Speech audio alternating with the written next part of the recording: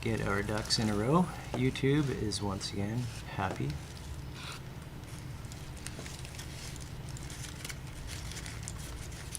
Share the link. Is you enjoying your burrito? Yummy, yummy. Okay, OBS.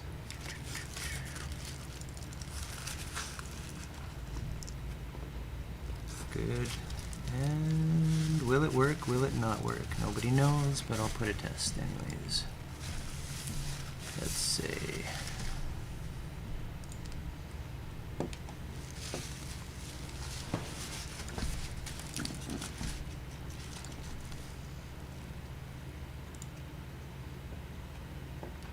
Oops. No, I meant to copy that link. And the title is, should be to be disclosed.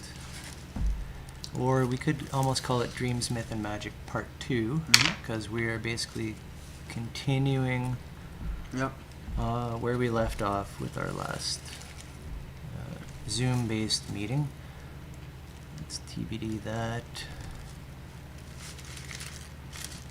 Save public food. Share. So good. Oh yeah.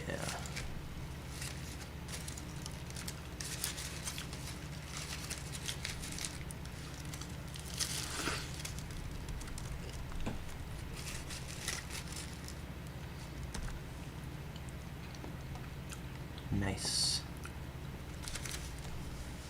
Got that thumbnail rocking. All right. Cool. Cool. So where are we at? Where are we at? Almost done your burrito there? So good. Wouldn't have it any other way.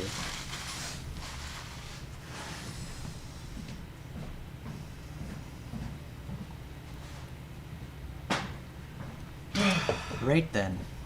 So, oh, my test Give me worked. the food sweats too. Food sweats? Bet. Good. So last time we had a Zoom meeting-based discussion where I did a bunch of monologuing, and we did do some good chatting, a little bit productive. As usual, it's kind of a blur, and didn't review it or anything like that, but that's fine. We're in constant review anyway. We know that we are going to be picking up on the same set of kind of topics and going into a lot more detail on some of them. Relevant specifically?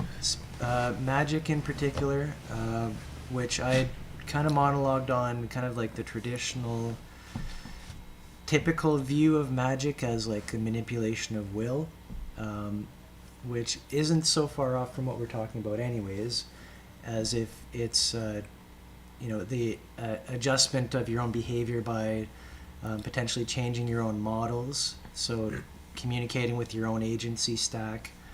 The idea that it doesn't have to actually pertain to other people is also something that's Right. not usually mentioned. And I did acknowledge that distinction by the difference between magic and sorcery, basically. So how did you define sorcery then? manipulating agency stack within a separate neural unit. Oh, okay. That's So I guess the sorcerer could be engaged with. Sorcerer could be the guild that specifically engages magic, regardless of context, if you will. fine. Like because I mean, like what? Like as a disembodied thing. What is this? What is the self? What is this exact agency stack or whatever? Yeah. Yeah. So we're not making a comment on good or bad magic. It's just the fact of it, if you will. Right. And so as a convention or whatever, so magic being, let's say you start getting into the areas of concern and you want to start a habit. So the installation of a new habit or a routine, you've got to change your your view of things so that this becomes your world now Right. that you're doing this. Right, and this is like the most useful application of what we term to be magic. Sure. As far as the concept goes, of course you can go as deep as you want with the concept and start talking about illusions and all that jazz, but that's really not the point of the conversation about magic in this context, really. Hmm. We may touch on that like just a little bit as an example. Yeah. But I did think it's kind of, as far as the sorcery aspect, connecting that with ingress, with how to Yeah. help somebody else to come into the model. Okay. Right? Okay, so in that sense, ingress is the correct magical, so to speak, prescription, if you will. If we were to take that narrative a little further, it would be like your particular book of spells that you would utilize in different contexts. So that would pertain. It would definitely pertain to that element of temperament. Mm-hmm. Yeah. Yeah, that's a great way to tie it back in.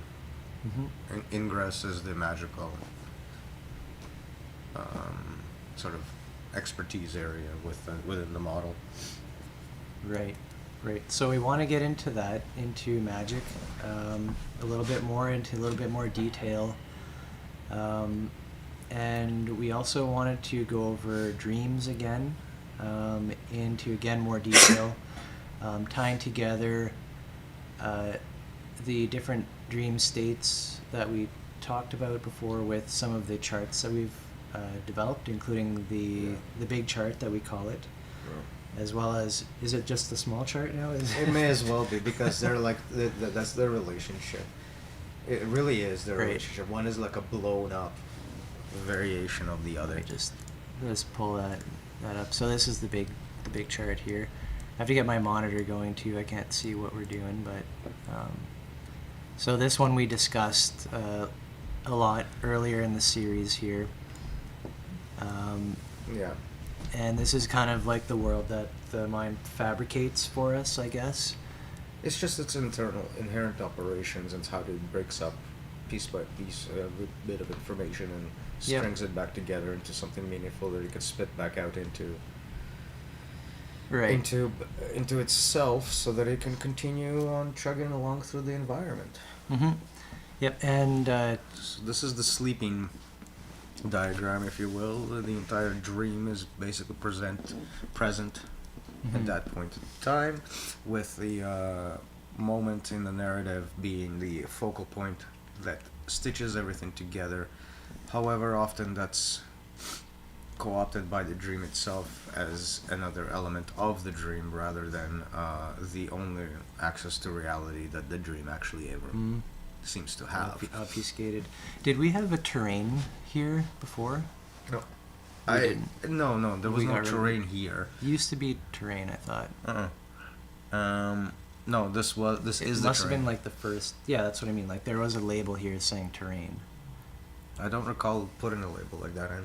There used to be. Anyways, so that's what I. One of the ways that I relate to this diagram a lot, I guess, is So- moving through space and time, seeing objects pop up and out of existence as you flow through. Yeah, so just to give you an idea of what is meant by foregrounding and backgrounding using this diagram, because it's up right now. So you see in space, there's like a concentric articulation of space, and then within it, types of objects interact with each other using aspects, essentially, i.e. the rules by which they interact. Mm-hmm. So, as that needle is moving through the narrative, This is the needle and vinyl record player metaphor. Yeah, what you'll see happen is that, because all of these elements are ubiquitous within the APS itself, like there's no there's no distinction between what is an aspect, what is a subject, what is a type. It sort of like just takes on different facets as it needs to. What you'll find in the space portion, is that squares get interchanged with the concentric circles, aspects get substituted for types. You'll see you'll see types substituted for spaces. You'll see a complete confusion of what is from any given moment to moment. And so foregrounding and backgrounding always shifts this landscape into different types, different aspects, and things take on different characteristics as a result. And so the objects that appear in the spectacle take on a very different characteristics, despite being the same labels. For a second here, foregrounding, when we're talking about the needle, this is like we're talking about the narrative experience in the moment. Yes. Like right in this portion of the diagram. Right. So anything that's which is being constructed out of this whole, like, this is what can be, this is my universe I live in, these are the valid types of objects, these are how they interact, and this is what my senses are telling me is right in front of me right now. Right. And so the limitation is, see how you have these hard lines of proximity complexes? So these hard lines, each time you hit one, what you see up in space, in the space bubble, so each hard line that you see in this narrative changes what you see in this space representation of everything. And so each hard line will shift around what is an aspect, what is a type, what is a space, what is a subject. Like what you see in this space. Fine. Turn down. Yeah. Just getting the monitor rolling. Anyway. So we're having pictures being put up, like world views, I guess, in the moment. And each hard line gives a distinct mirage in that bubble, in that space bubble that we're seeing, and construct potentially from jump to jump. It will oscillate very wildly, but normally, as one grows up, for example, and has asserted certain patterns to be more real, quote unquote, than others, this oscillation might actually stabilize into a single, crusty, inflexible space-time representation. And if it becomes that inflexible, it only ever represents things within itself. And so the foreign artifact of the model is indeed very foreign to it, because it doesn't actually have any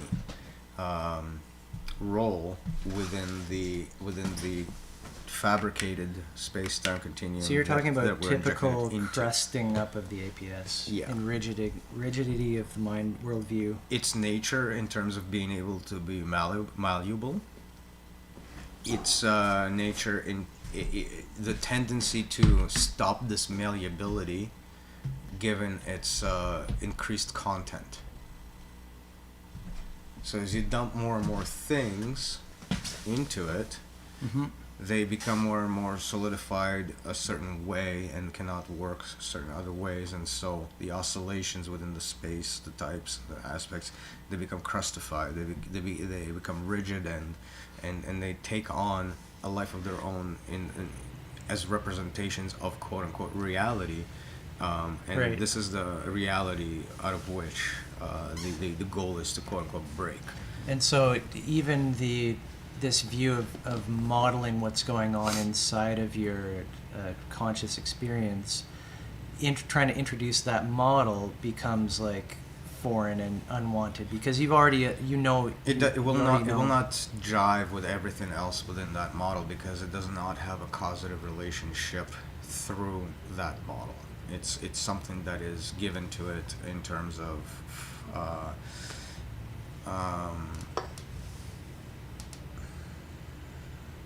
it's foreign to it, is what it is.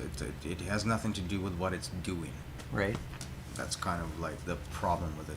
And insofar as it has nothing to do with what the current operations are doing, the perception of this is, why bother?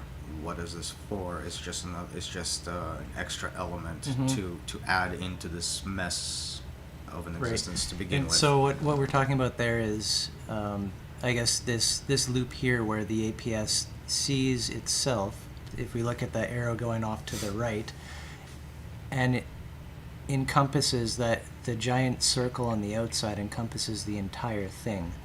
So the entire thing becomes a part of the APS in its understanding of what is real and what's reality. The mechanisms of perception become a one of these blocks. Yes. Right? Exactly. That's what we're introducing. This is the foreign quote-unquote introduction, is taking the whole circle outside of it and placing it inside of the blocks so that inside the spectacle portion, that block can have an actual effective component to the next foregrounding and the next foregrounding and the next foregrounding, allowing the top parts, the space parts to shift. In particular, if they have been crusted over, this is going to be a very painful experience. But the point is not so much the content of the model, but this effect of, again, introducing the shift. The shift is important in that that's what's crusted over, and the exercise of uncrusting it over is the point rather than the content of the narrative that the foreign artifact is introducing. Hence, Right. it acts as a medicative payload ultimately, without necessarily bringing anything specific into the awareness of the individual, aside from some version of this interaction and some version of the notion that all of the content of the moment is being injected by the interaction itself. So to be able to see that to at least get an intuition that the mechanisms are happening that's constructing this world that your body is being identified as a part of and getting churned up and rolled along into, that you can stand back and see the moment, I guess. Right? Yeah, and see the illusionary parts for being the kinds of illusions that they are, the real illusion that they are. Not that they're not real. In particular, like if you have a rock flying at your head, move. That's not the illusion that we're discussing, really, but the illusion about the meaning of the rock flying at your head and the stories that we'll attach to that after the fact would be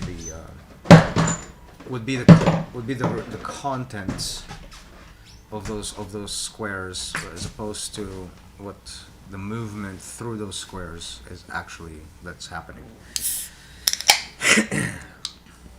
And so all of that becomes a foreign environment rather than a internal solipsistic reality.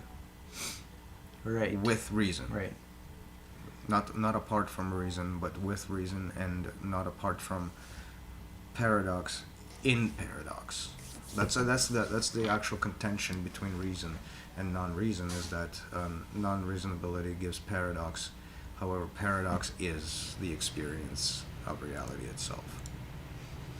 And it's a claim that can be made and defended or whatever, but I don't think that's the point of this stream right now. No. That's a point that's made in Self and Unself, actually. Good book. Yep. So we mentioned it earlier, something kind of related, which might help people to kind of understand a little bit about what's being stated here, as well, to avoid like the typical problems or arguments. Like, it's not a nihilistic thing to say this, it's not like avoid everything, but so the parable or the metaphor about the second arrow, right? So you take an arrow to the knee, right? Poison arrow. Oh, is it so specific? It's a poisoned arrow. Is it because you're gonna die? Yeah. So the poison is there. Well, who cares then? You're gonna die. No, the you might poison as is well there to like ensure the wallow in your misery. No. The poison is there to ensure that there is an immediate, urgent need in the situation. So there is an antidote. Oh, okay. So the problem that you're facing in the parable is, if you spend your time asking who shot the arrow, who shot the arrow, Okay. why they shot the arrow, Okay, it which makes direction the arrow came Right. from, you're going to die from the poison before you're actually going to take care of the problem. Yeah. So that kind of like neatly tidies that up. And this gives a good illumination of what are we talking about that's all this superfluous extra stuff that gets burdened onto the experience and separates us from the moment, is all these thinking and other thoughts that are typically self-based, totally secondary, conceited, as we would say in one of our charts, the affect chart. Self-directed. It's you're adding on stacks of things that just purely out of the mind that were never had to be there at all. Like, so, okay, you've got hit by an arrow, you just see there's poison on it. The only thing you do is go and get the antidote. You don't start thinking or wallowing or doing anything, and that's what the mind does. Is add that second arrow. So, and this is a great parable for the affect chart, I think, too, with pain. Mm-hmm. Because pain happens, you hurt yourself or whatever. Pain is a pretty ephemeral event that simply is dictating something is not according to something else, right? So pain is what happens when interpretation fails to place the experience into its proper linguistic structure, right, to explain it. And so this is probably good a time as any to bring up the small chart, Which means that pain is actually a very ubiquitous experience, and it happens all the time. But but the kind of pain that we're talking about is not necessarily like pinch yourself pain. It's the discomfort pain. It's the mental stress that the mind goes through at any uninterpretable circumstance that it's brought into, and often responds with sheer panic to the circumstance. Right. Often, not always, but often. Yeah, so we don't always equate pain with like being pinched or poked or something, but even just that dissonance you feel like in your mind when something you thought was going to happen this way and it happens another way, and this is something that's happening continuously through that narrative section, through creating moment to moment, is your memeplex is establishing. Especially when they take those things that it conjures to be the real things that it needs or has to happen there, because as they're conjured and they may not actually come to be that way, the oscillation of that goes through a pain of anticipation to pain of disappointment. So lots of avenues for self-created.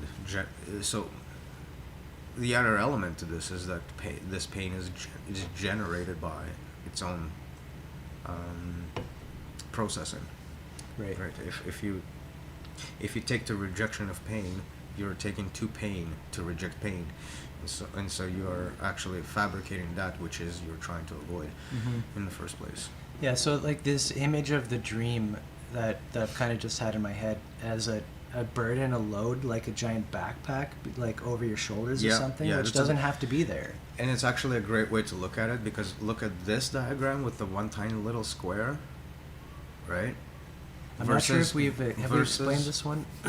Well, we went into it once in one of the streams. So the first thing to know about this diagram is that this square, this one square that's divided up into a bunch of rectangles, is actually that very same moment that we were discussing in the other diagram. Right.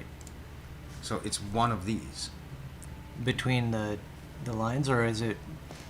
Oh, a moment here. Yeah. Between with the. Yeah, with the thick line in between it, which is represented by the second set of divided up rectangles in the next diagram. So a moment involves a reorientation of the memeplex. Yeah. From what it was to what it should be in the future, and then they stack to each one after another. Yeah, and then that creates the conditions and the shape of the next archetype, which drives which would drive the which would drive this archetype. The sense data will again give it a dysmorphism. Right.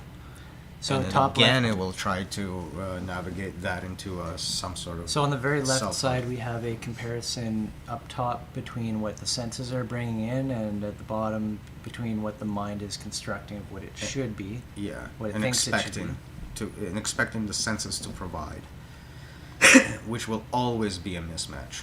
Right. And this is the first elemental pain that that we're talking about, is this consistent mismatch, and which happens only because the soundbite archetype is bringing to is an incomplete representation of something, whereas the real something is actually being fed through the sense archetype, fed through the senses, presenting its own archetype. And we could only ever approximate that. It never Right. So, could be. so the soundbite archetype will always be that disconnected element. This Mhm. this is the disembodiment, if you will. And the artifact that we're giving it into the soundbite archetype is to recognize itself as fundamentally dysmorphic, therefore accepting Right. the dysmorphism as isomorphic, thereby short-circuiting the need for the further fabrication of the next simplex, and we can stay within the same moment. Hmm. But so within the memeplex, you have to have this understanding going on continually. Hence the foreignness of the artifact being injected, because you're injecting it into the disembodied element of the process, the soundbite archetype. You gotta trick it into giving you the correct soundbite, such that the dysmorphism that comes from the senses stops being recognized as a dysmorphism. Hmm. That stops the oscillation between pleasure and pain. That shortcuts the entire prospect of the system of reward and punishment. That disconnects, severs the pinball from the machine. And all is as it should be.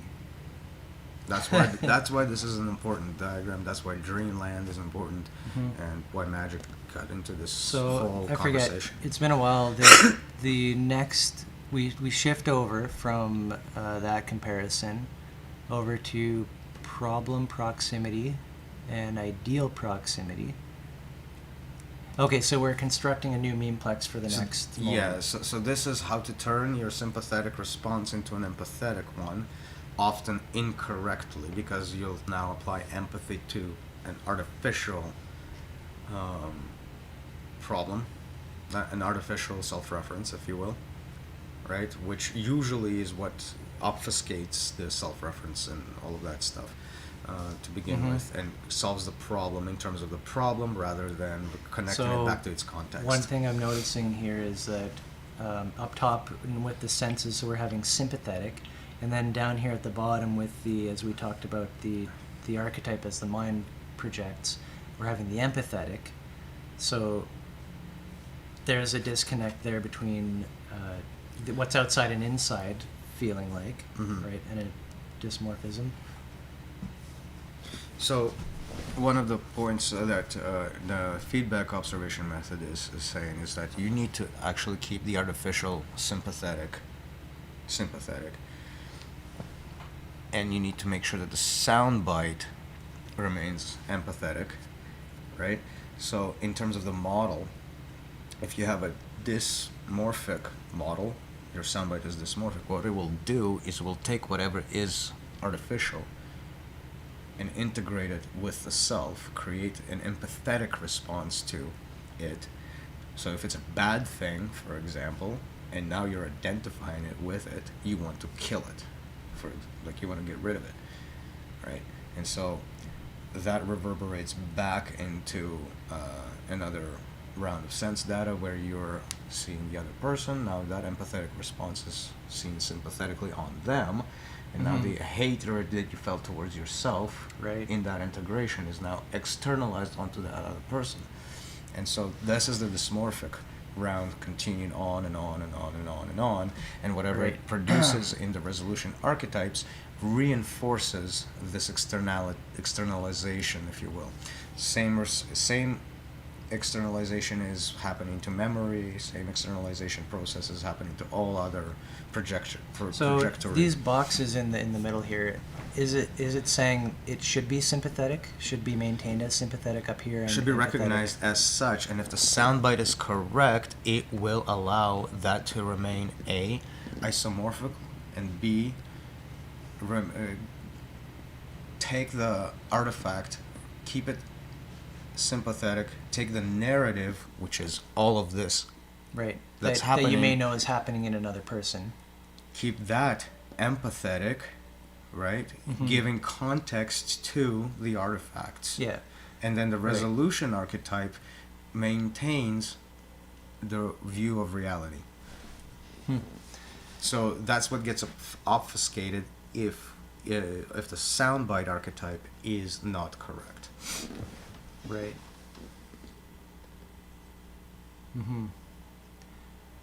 Yeah, because somebody can do something that makes you feel like you hate them or want to get rid of them, whatever. But those are just Things you would not do yourself. right, and it's appearances as well. Like you don't know why somebody did something or why something happened or what the circumstances were because then you don't know their inner narrative. And then you try to stop them as if you would stop yourself. Like you try to control their actions the way you control your hand. Right. And that is the intrusion. That is the complete disconnection and disembodied approach to dealing with what's happened, and then where the delusions are from.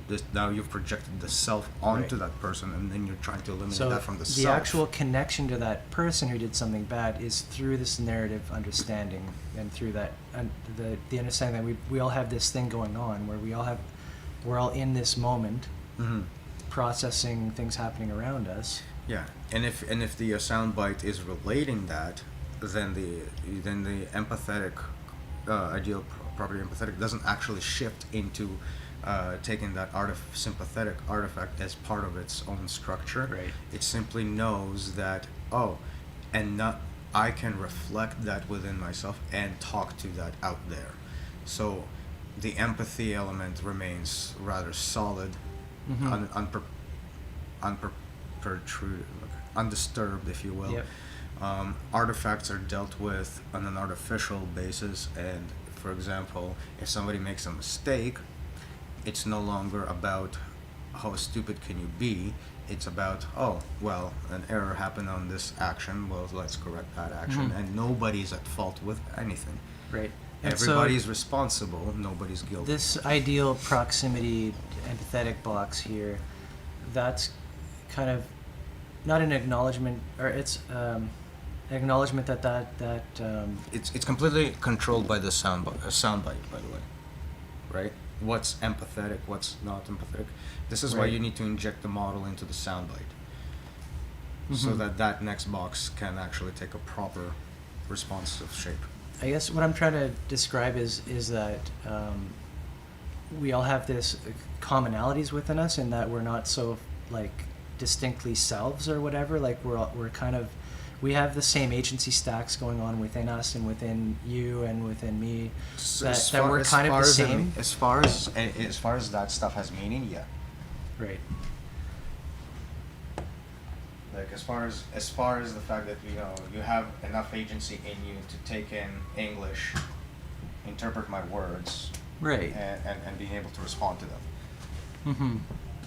Sure, on those fronts we're Yeah. very much the same. Yeah. And also the requirements of mythology that come along with utilizing the language.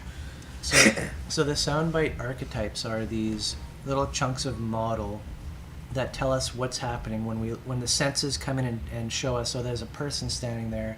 There's a person standing there. The same sound bites may be describing them as they do us internally. That we understand our own internal processes of perception mechanics. Those, as we sense them and experience them, those sound bites can be applied to other people as well, and we become one in a sense. Right. Right. That's the empathetic response. Right. Right. So when the soundbite is isomorphic to the model, it actually gains a stability to it, and that stability is what's often gets mistaken for absolute quality of self in a lot of different thought spaces. Right. But that has more to do with bootstrapping and carriers as a whole subject, rather than whether there are absolutes or not. So, but yeah, but that said, the fact that the sense of that stability is actually a signpost in that you're on the correct, at least. Right. Not necessarily the full path, but at least in the correct direction of the ultimate path, Right. if you will. In that The ultimate. The ultimate in the sense the that one you ultimate path. get that lynch pin of stability around which you can actually not oscillate from one opposite to another, if you will. The middle path, the middle way. It's an indication, it's Right. a signpost that there is a middle way being, if not found, then at least sensed. We might get into this today. I'm not sure. It did come up earlier, but it is an interesting point. Just that from a human perspective, the clinging and the flame of karma and extinguishing the flame, and what types of ideas can cause us to keep subtly clinging to The fuel. this or that. The fuel of the claim. Yeah, and this is a long, very old, within our research theme is that Well, it's the explicit theme of Buddhism. right, that kind of the unbinding, right, the say, so to speak, final unbinding or whatever, and not that anybody doesn't is perfect at it or anything like that, but at least to be able to apprehend and understand what it is. Yeah. In certain moments you can kind of let go. So here's something to point out immediately. A lot of people conceive of this quote unquote unbinding as an event that just happens and places you into a state. Where if you're looking at this diagram, what you're looking at is a circuit, which is always moving, Right. always rearranging its contents. So unbinding can never be a state. It is an act that is deliberately feeding the soundbite in such a manner that the entire moment oscillates with itself in a consistent way. And so, Without the backpack load sitting on your shoulders. well, right, like this is why we're talking about this is why this diagram is so isolated, in that it's really trying to show you that the backpack is inside those squares, and its content is secondary to the function of these squares, and it's the function of these squares that as a backpack, if you will, that allows it to maintain a stable front in the face of completely changing circumstances. And that is this comes back to that sense of stability, that sense of selfness that other systems have actually alluded to. There is a real moment, if you will, in which this stability is sensed. However, the interpretation of the stability in terms of ontological matrices is a different fundamental problem, which to our claim is essentially a way to feed a erroneous soundbite back into the archetype, which means that if you do that, if you actually latch on to that identity of the circuit and stability, then you're actually causing instability further down the line. Once And again. so that is not the correct artifact to place in there. Right.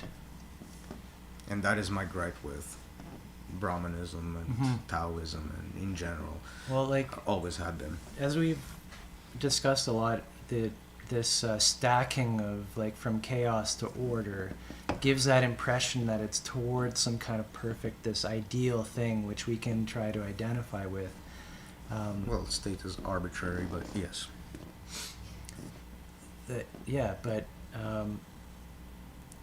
I think the as we were talking before, like the strange loop and the stacking of layers shows that it's really like it's a codependent kind of thing. It's not just towards this static ideal that's existent. Well, It's like it's emergent up in towards that, but in which I think the best example we have of that is when we take environment as the bottom layer of the stack, and then society as the top, and then turn around and say, hey, society is actually also the very environment that we're discussing, because the context in which any organism is actually living is not just self, yeah. but it is replicants of self as well, in one way or another. Either Mhm. perfect replicants, aka the same species, or imperfect replicants, aka different species. Right. So Yeah. so even though the environment seems to be like the building block, it is also the final thing that is built. So in that way, that's the most direct strange loop I can think of. Mm-hmm. Yeah. So yeah, the bottom the bottom includes the top includes the bottom, and that's the loop. All the patterns have to be isomorphic along the side of the loop to be Right. healthy, if you will. And- That's health. And it's whatever it all is, all together is a flux. That's all that we experience of it. Right, with bootstraps acting as horizons between layers. AKA, you don't get a coating without an Mhm. upper layer meaning behind it, but the upper meaning layer behind it is entirely composed of the coating. Right.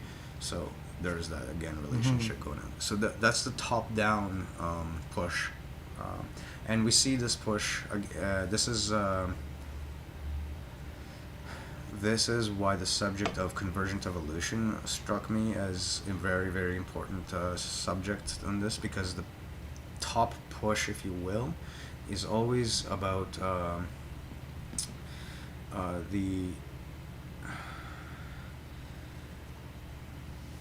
how was it? It was one of the descriptions in one of my one of the Excel sheets that I produced. You're talking about body. So symbol. Niche. Look, no. It's when you get a symbol set. It's taking a carrier and its ability to be variable in the Mhm. in a dimension, and just Compressing it. and compressing it to a small set of valid variations that consist of signal versus everything else that is noise. And valid due to isomorphisms likely to lower layers. So the validity is essentially what is projected by the layer above that is producing the protocol that is utilizing the symbols to begin with in a grammar, and this Right. protocol will then now expand out. Right, but I mean when you're contracting, that's constraint based on constraint, which is provided by provided By through the isomorphisms. it's provided by the upper hyperstitional layer of potential, like it's given by a probability distribution. It's more probable to jump into this. It's more probable to jump into that, right? Like it's more probable to become alligator-like if you're living in a swampy area and you need a big snout and you need which is why a bunch of different species Right. So converge. snout, claws, scales, all these things are like what I'm Convergent thinking on. is as lower constraints that have to be there for the environment at a lower level to. But they're to but be, they're brought on from above by the totality of the activity. Right? Right. That's the key there. That's the above layer. That's the hyperstitional layer, and we see those. You can't have one without and the you other, though. Yeah, and you see, and what you're seeing as coming up from the bottom are the reifications.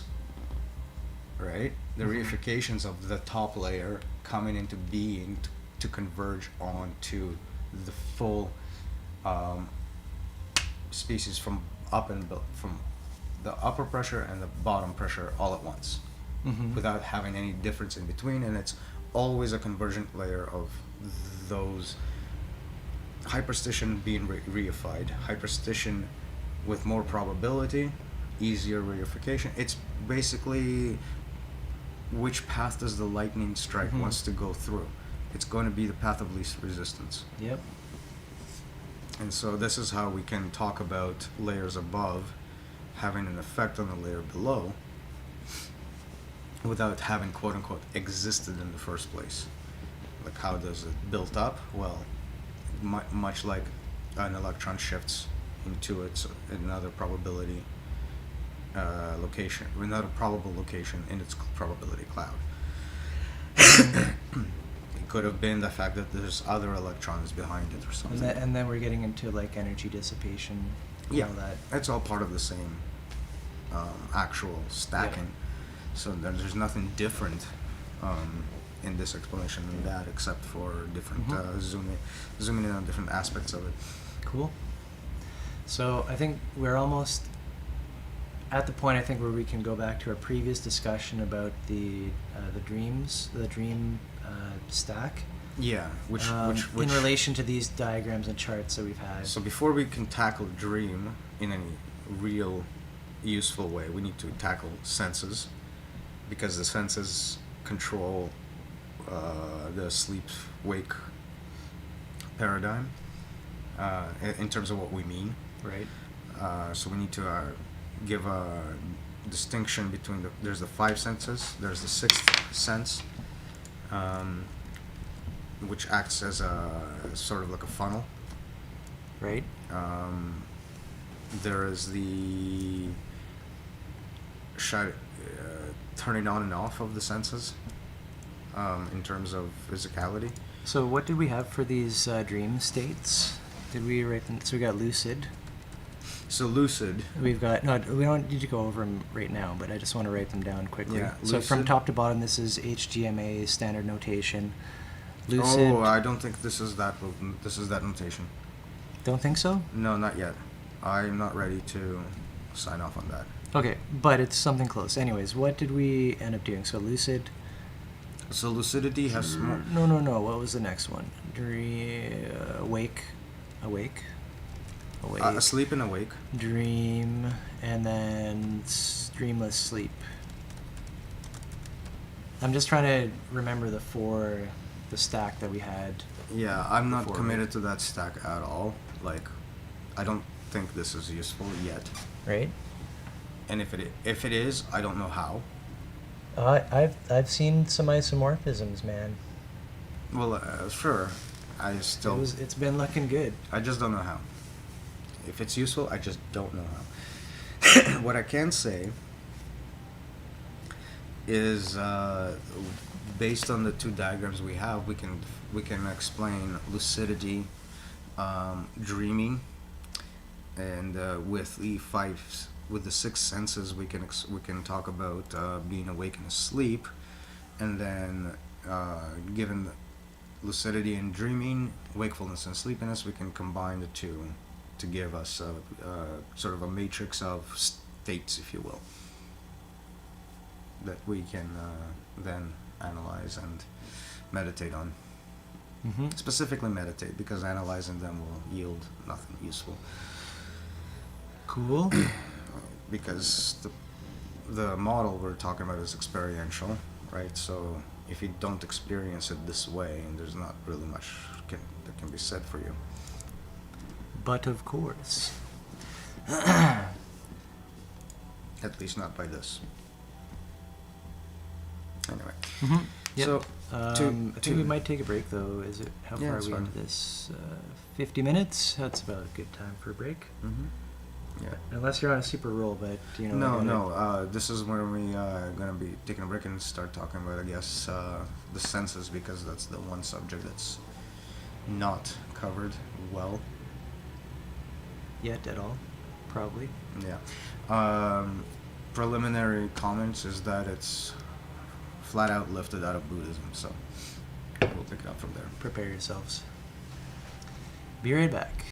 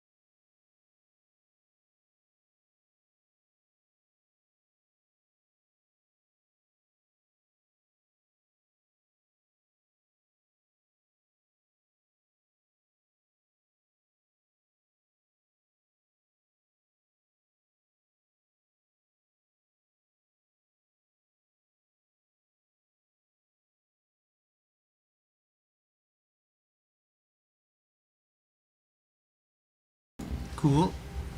Very cool. And we is back. We is back.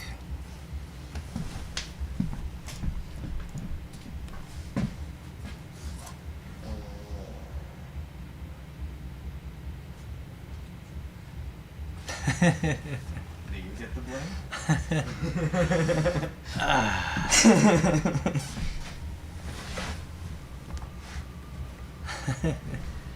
And that is the world of appearances.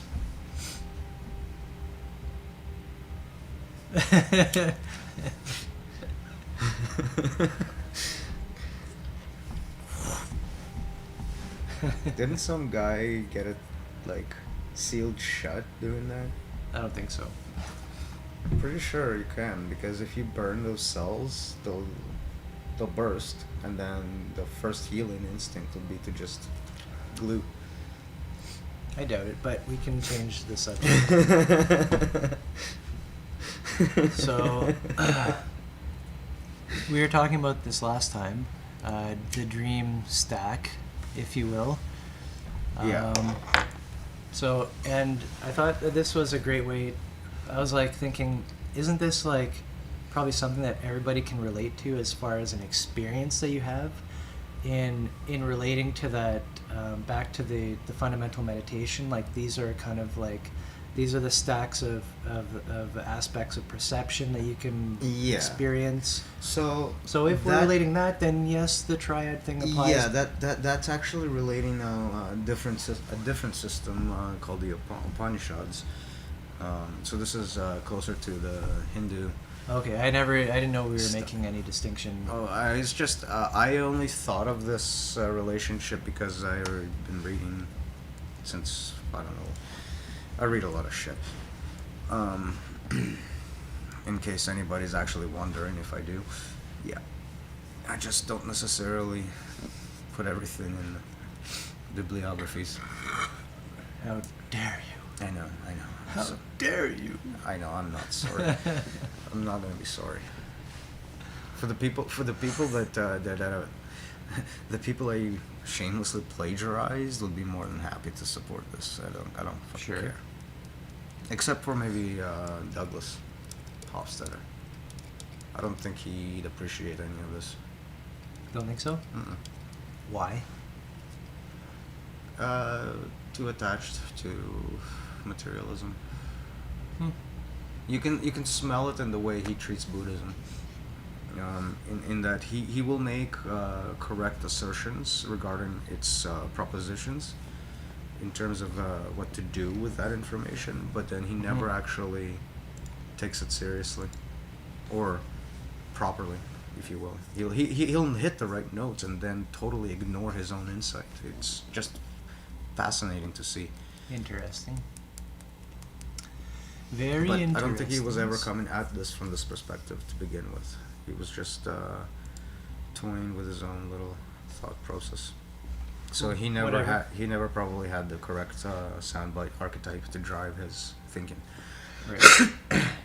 Exactly. Like it's a piecemeal. He did a piecemeal presentation of something.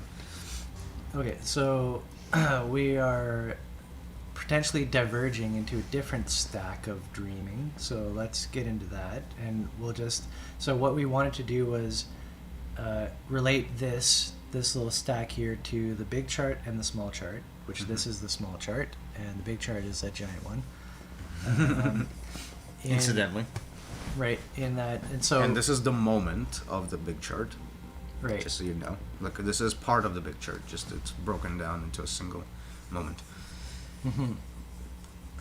That's not exactly explicit except for a resolution archetype. So we know that we are resolving. So we're coming. Well, the name of this chart was moment. Okay. It's called Photo 2021. Yes. Since there's no title inscribed into it. Yeah, it is in the actual diagram though. Yeah, so these Yeah, so this is the here we moment. are. Right. If you zoom out a little bit so we can actually read the damn thing. Doesn't help, but it's a moment. Yeah, so one of the squares with a hard line in the middle of it, straight down the middle of it, which represents the sympathetic and the empathetic structure that we saw in the small diagram. That's what the hard line is. And the resolution archetype is the secondary half of the memeplex, of the moment, rather. And so I'm just noticing here, proximity complex we have denoted by this Hard line. hard line, and that is probably relating to where we have The middle two squares. Okay, That's this line. problem proximity Yep. and ideal proximity, That's it. and this is kind of like the terrain thing where you're meshing in your ideal to what's actually happening via your senses into a conglomeration kind of thing. Including the self-reference. That's the key. That the self-reference Proximity, yes. Yes. Now the Right. self-reference gets incorporated into the equation itself. Where am I in that situation?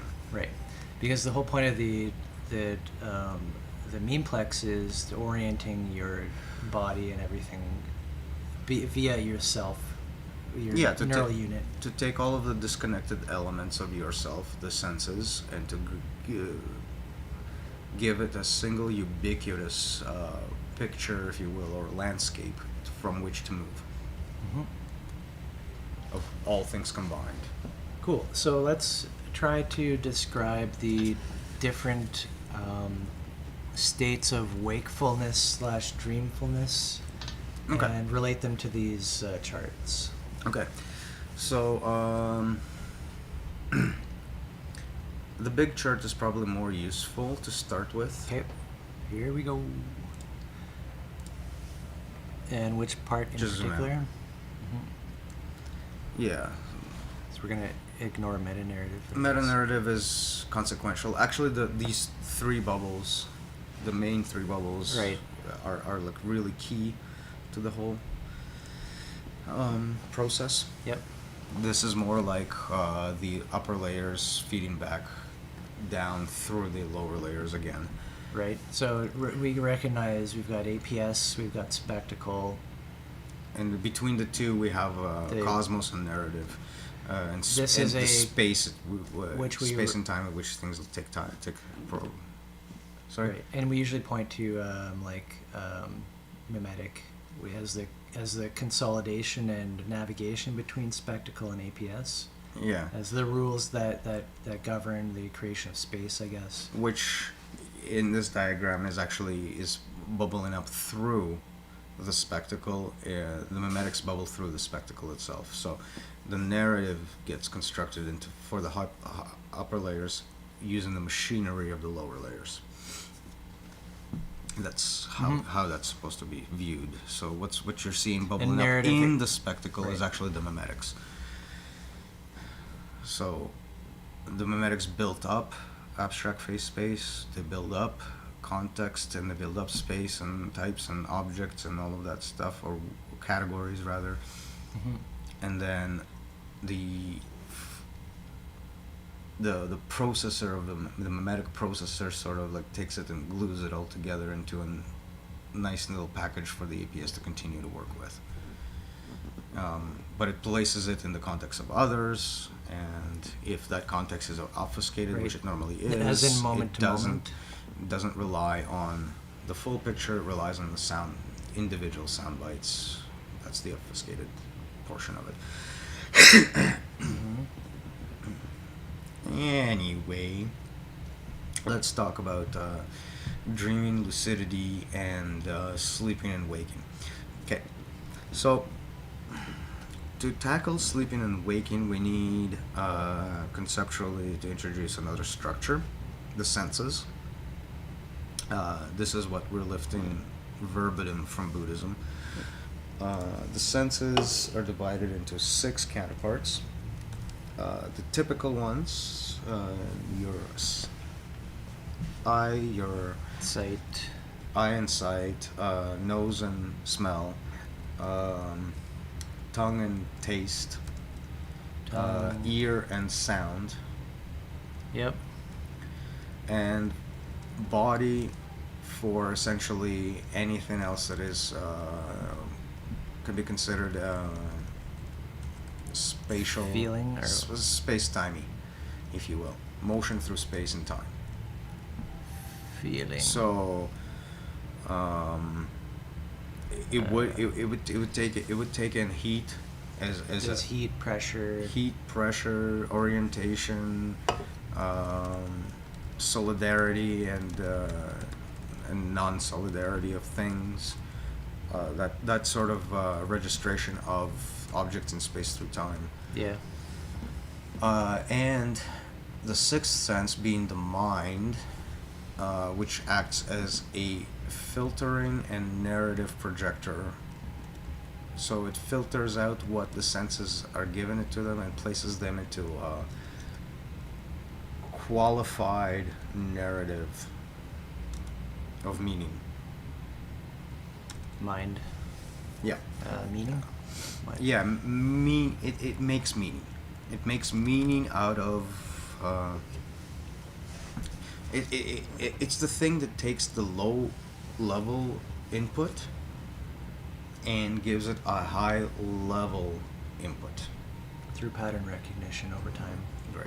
It just covers it with a filter of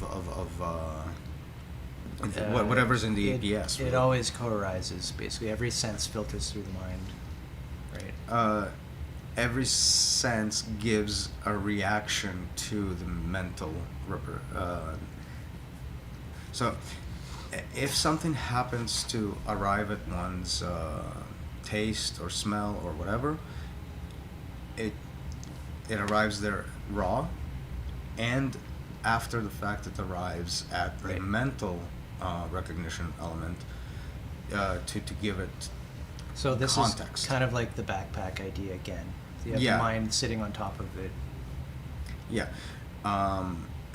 With if we were to look at the situation from the quote unquote enlightened perspective, you would see the mind also present to you information just the same as the senses would, and it would be also raw data, and you would see the relationship between the sense data and the raw mind data, and therefore Right. the model that puts them together no longer juxtaposes this is that, it's now Mhm. this and that, and therefore the choices that you are able to make have more to do with the actual context than the one presented by mind only. Right. That's the story behind how the senses work. So from having that structure, yes, please. So from having that structure, we can define wakefulness and sleepiness as the state of these senses being on, in the sense that yes, they're receiving objects to report back from Right. whatever contact is being made Mm-hmm. or not. And so we can define wakefulness, specifically wakefulness, by the on state Right, of of the the five five senses. preliminary states. Are we saying that is awake? Are we just putting awake? Or is Awake. this, or wakefulness? Is this something separate? Awake, five senses on. Five lower senses on, yes. Okay. The dream will then be defined by just having the mind sense on, with or without the other five senses. Sixth sense on. With or without other five. Yeah. Fine. Dreamless, anything dreamless, is the sixth sense is not on. Okay. So sleep might not be relevant here. Dreamless.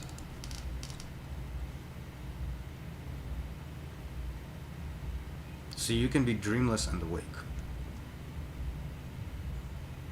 That's why I don't like the stack right now. Right. See what I mean? Like, it doesn't match anything right now. Yeah, I see.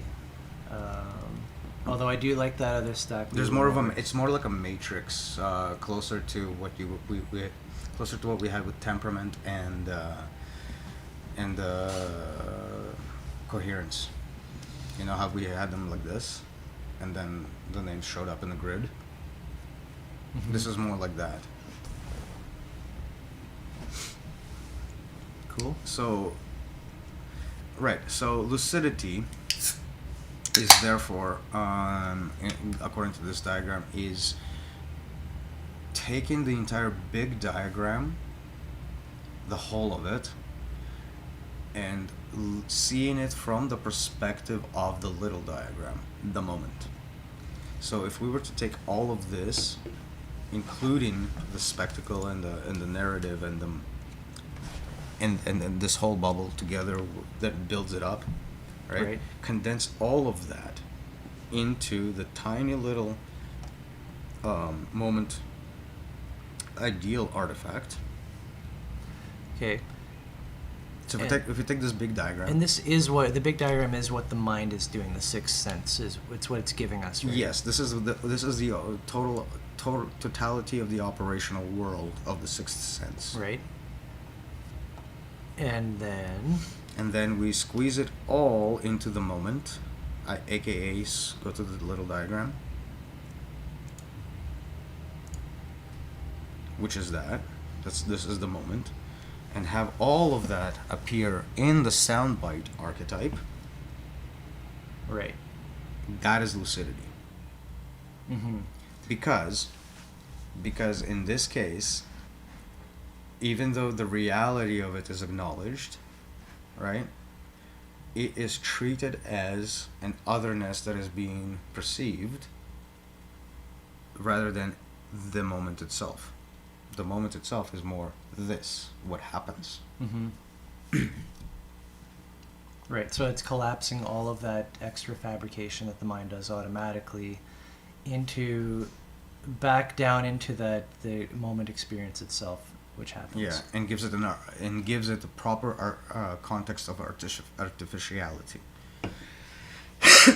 Right. So it's not not having that sixth sense. Mhm. It's having it, but in a context in which you're viewing it from the moment, in the moment, Right. seeing it happen. So if you're awake and all your senses are on, right, what that means is that the filter that the mind provides is no longer what the main effective element that controls what gets fed into the soundbite. Wait, say that again. So, if you're awake and you're lucid, that doesn't mean that the dream stops in the same way in dreamless sleep it would stop, but that the Okay. dream separates itself from the moment to such an extent Okay. that it is just another thing out Yeah. there, and where you are, you can see it, but you're not in it. You're not dreaming anymore through it. Your lucidity isn't bound up in that filter that it's providing, because the access to your immediate senses is also feeding into your soundbite. And so you're no longer, or the dream is no longer in charge, and then no longer setting fiat to those sense impressions. Right. That's the severance. Mm-hmm. And still, this makes me think again back to the previous discussion from the last live stream, I guess, the Upanishads or whatever. Just that this type of lucidity makes me think about perceptive, as that you're still engaging and everything is right there, but it's like an awareness of Yeah, like if you're in that state, you're absolutely in the mastery phase of coherence, right? To maintain lucidity in this way, to actually be in the moment, as it were, to stick in, to constrain yourself to that box, right? That's not an easy feat. Like, it means everything else gets to disintegrate.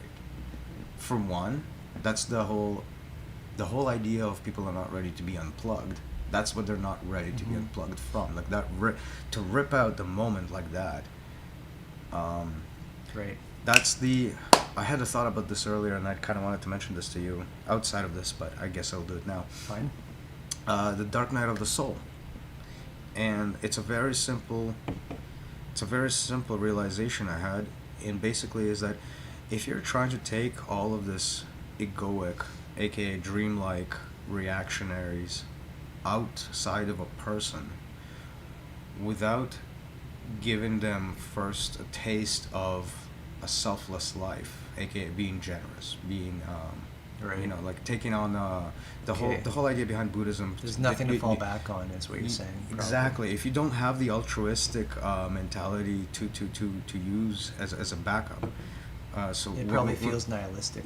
Exactly because everything that you've been is disappearing. So that's what that is.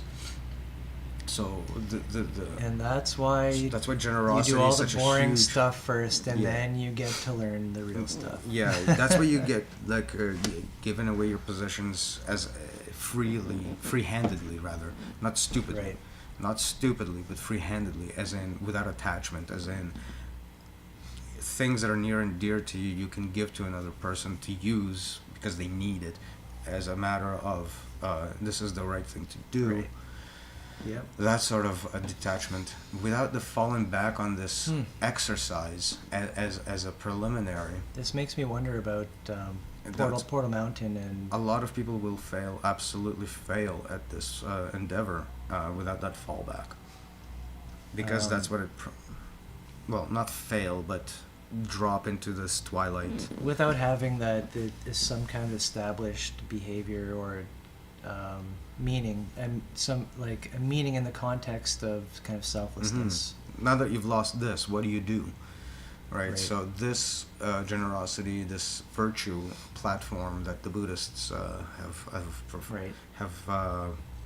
been touting as the preliminary practices, because if you notice in Buddhist practice, especially the one that I'm familiar with, Theravada, meditation is actually like way out there for the monks to do, whereas in the lay person environment, the encouragement is to literally be generous in terms of free-handed, that is, give without attachment, give so that you don't not to gain recognition, but to give because it's necessary.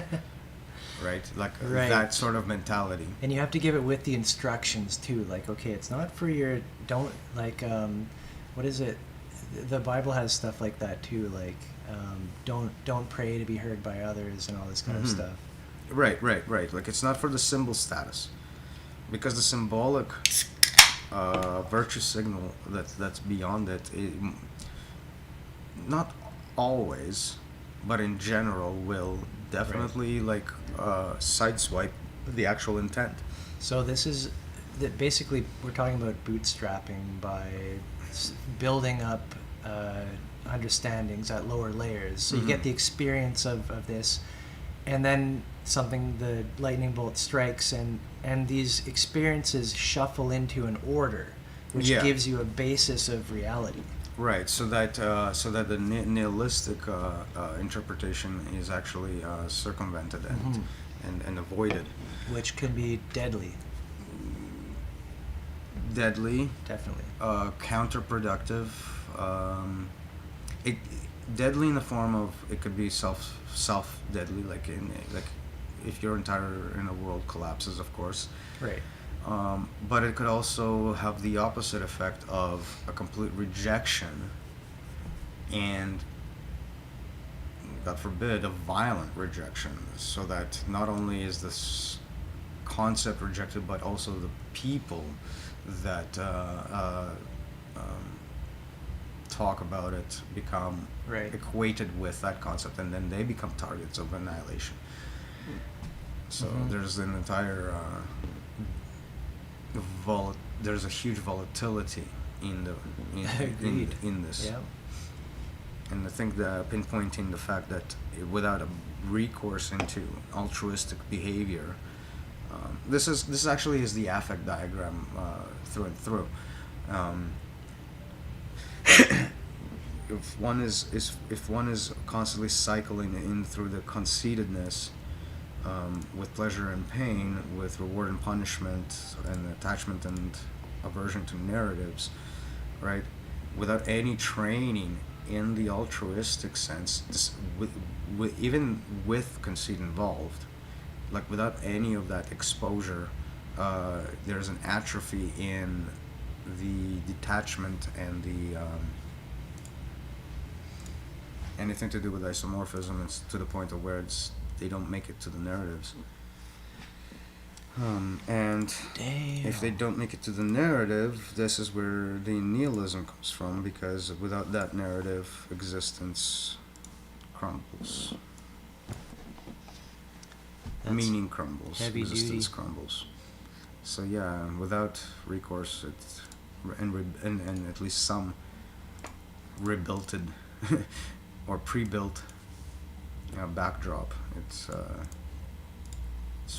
fairly dangerous.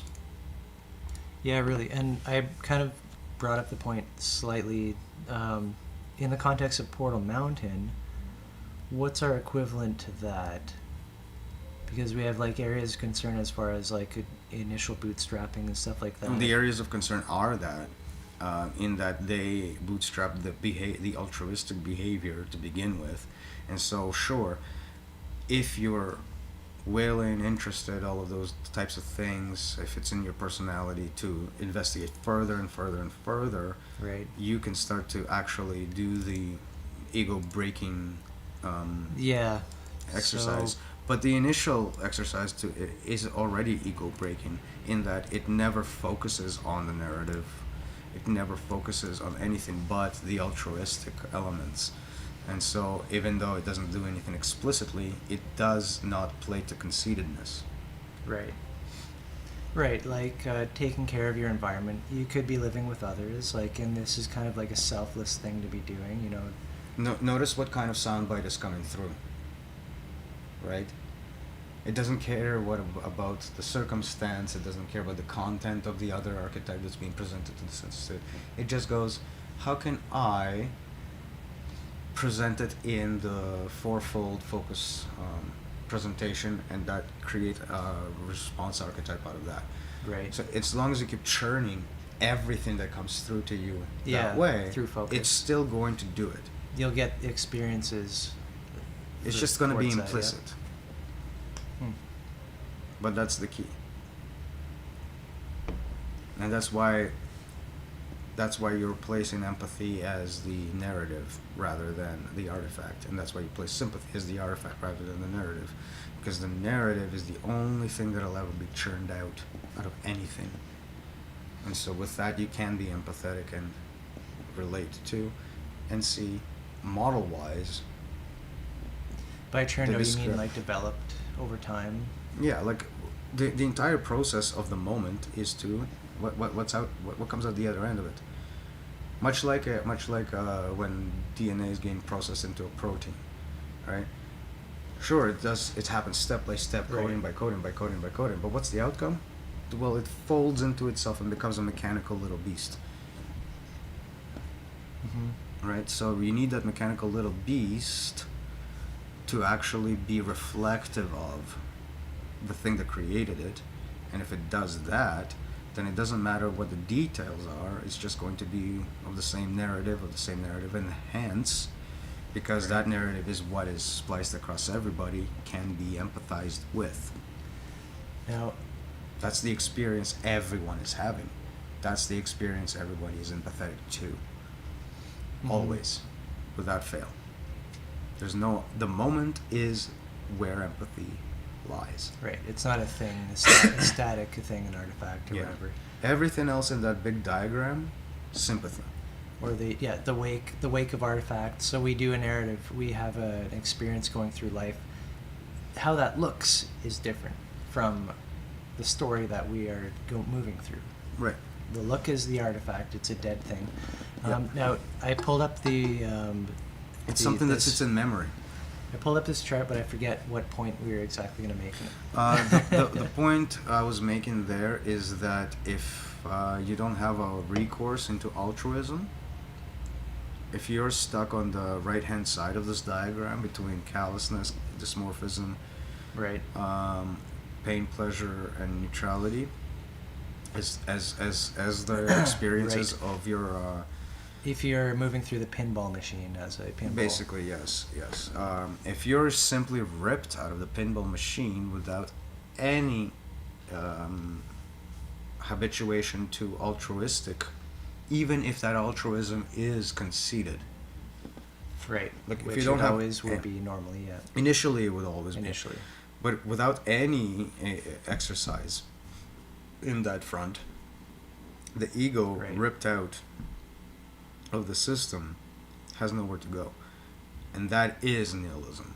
That is Right. that is the correct fear to have in that case. Correct in the sense that it's self-justified.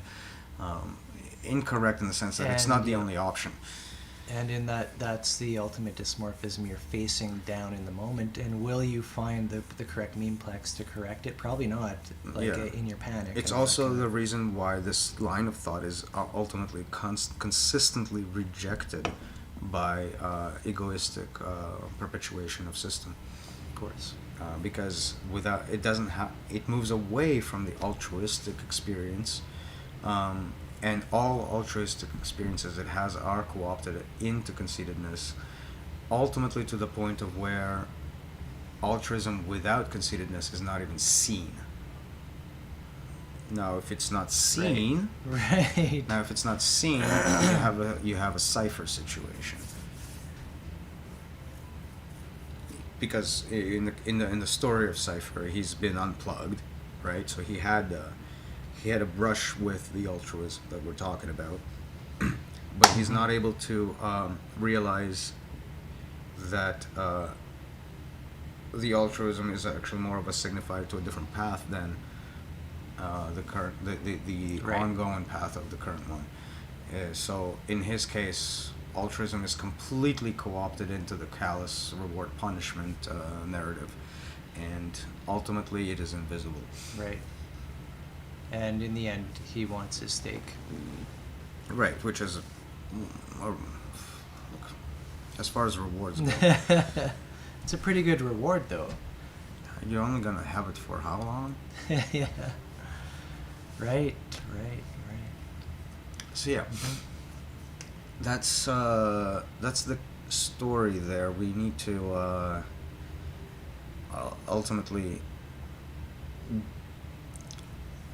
ultimately introduce altruism first, and then remove it from conceitedness through practice. It's a hell of a And topic. only then can conceitedness and all the associated responses be dealt with lucidly. So we did end up circling back to ingress, essentially. Right? Well, ingress was magic, so in this case, what are we talking about? In a way. Just the bootstrapping into the guild. I don't think I covered ingress in any way, because this is just like the... But I mean Mechanics the again. If If I'm covering an ingress, it's the academic. The process of trying to show somebody or help somebody to realize there's something bigger to this life than the ego and this the conceitedness and reward punishment pinball. The narrative pinball, yeah. Right? There's something more to it than that. And how do you do that? What is that? That's what we call ingress, right? That based on temperament, that there's some you can draw towards the model, right? So ingress, to me, Go ahead. had always been about, if you're, say, an academic, you'll try to tackle the intellect. If you're pragmatic, you'll try to tackle the But to what end? To pragmatism. bootstrap, the end of bootstrapping. Oh, it's always within that context, but Yeah. that's the whole. And then we have modes of operation, which Right. is conversation, workshop, broadcast, sorry, workshop, and literature. Mhm. So definitely involved, and I think those are all like methods, if you will, to accomplish Sure. that result. But that's the result you want to accomplish from the technical perspective. Like if this is mind, or part of, right? If this is the what mind does to filter information for you, Mm-hmm. then the awareness of this is only really useful after the experience of altruism without conceit. Right. Because any experience, any notion of this without that experience is, again, it's fluff. And if it really hits home, it's gonna die into nihilism and go haywire. That depends on where. Potentially, and that's where kind of a frustration. That I depends guess. on where you've been here. Right. It's kind of a frustration because you'd like to think that, oh, you can just tell somebody, oh, like, do this meditation and blah blah That blah. you can hit the same genes, like the same levers of knobs and machinery, Right. that you can. But that's the delusion of the ego in itself, Yeah. attached to a narrative. Yeah. So All right. that's the frustration is actually a symptom. You want to hit a break? Are we break time? Yeah. Sure. We are at 90 minutes. Nice. Good times.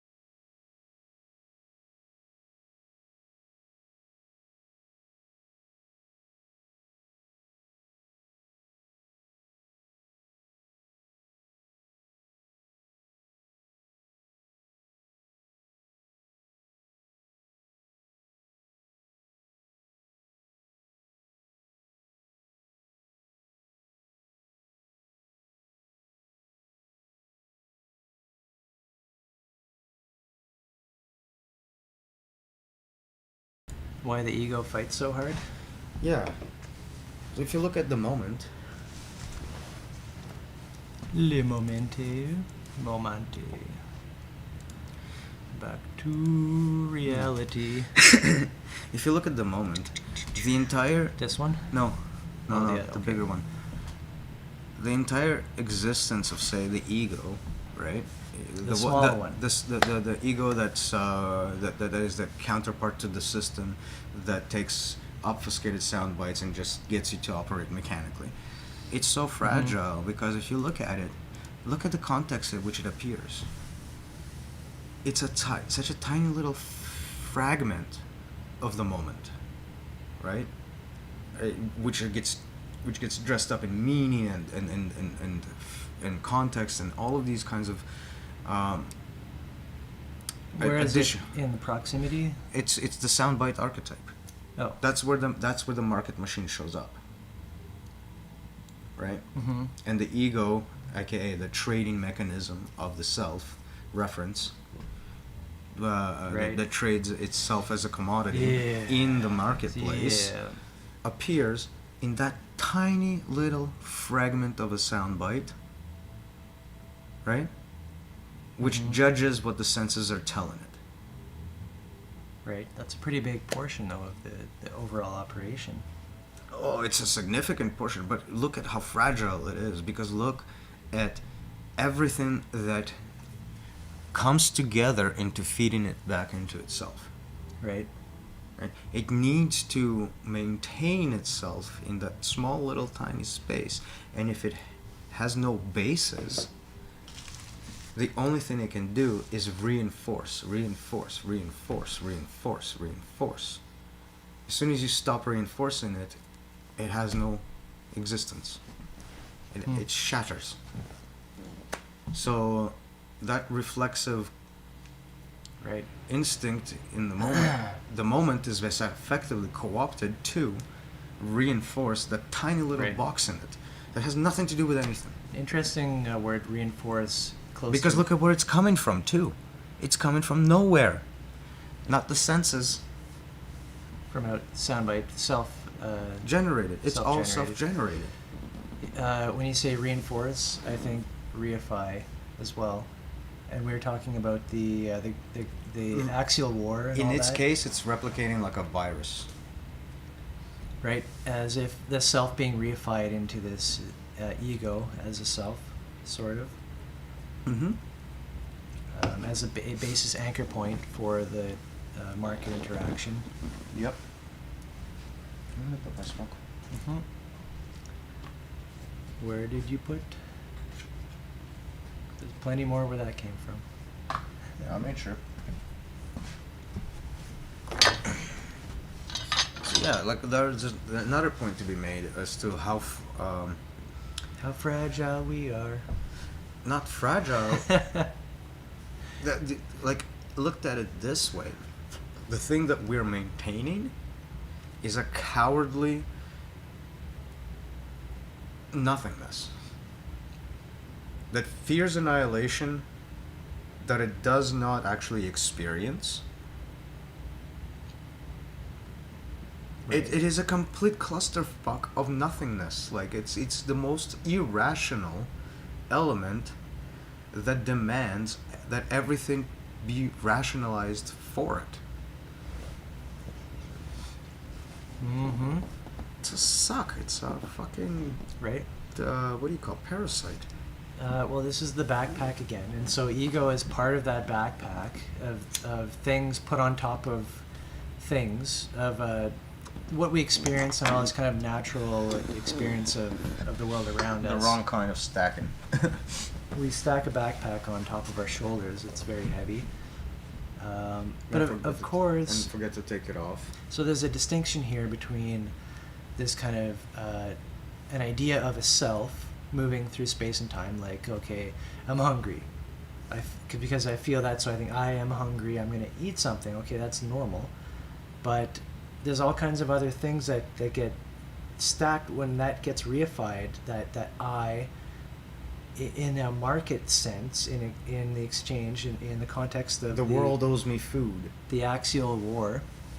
There's a difference between I am hungry and the world owes me food.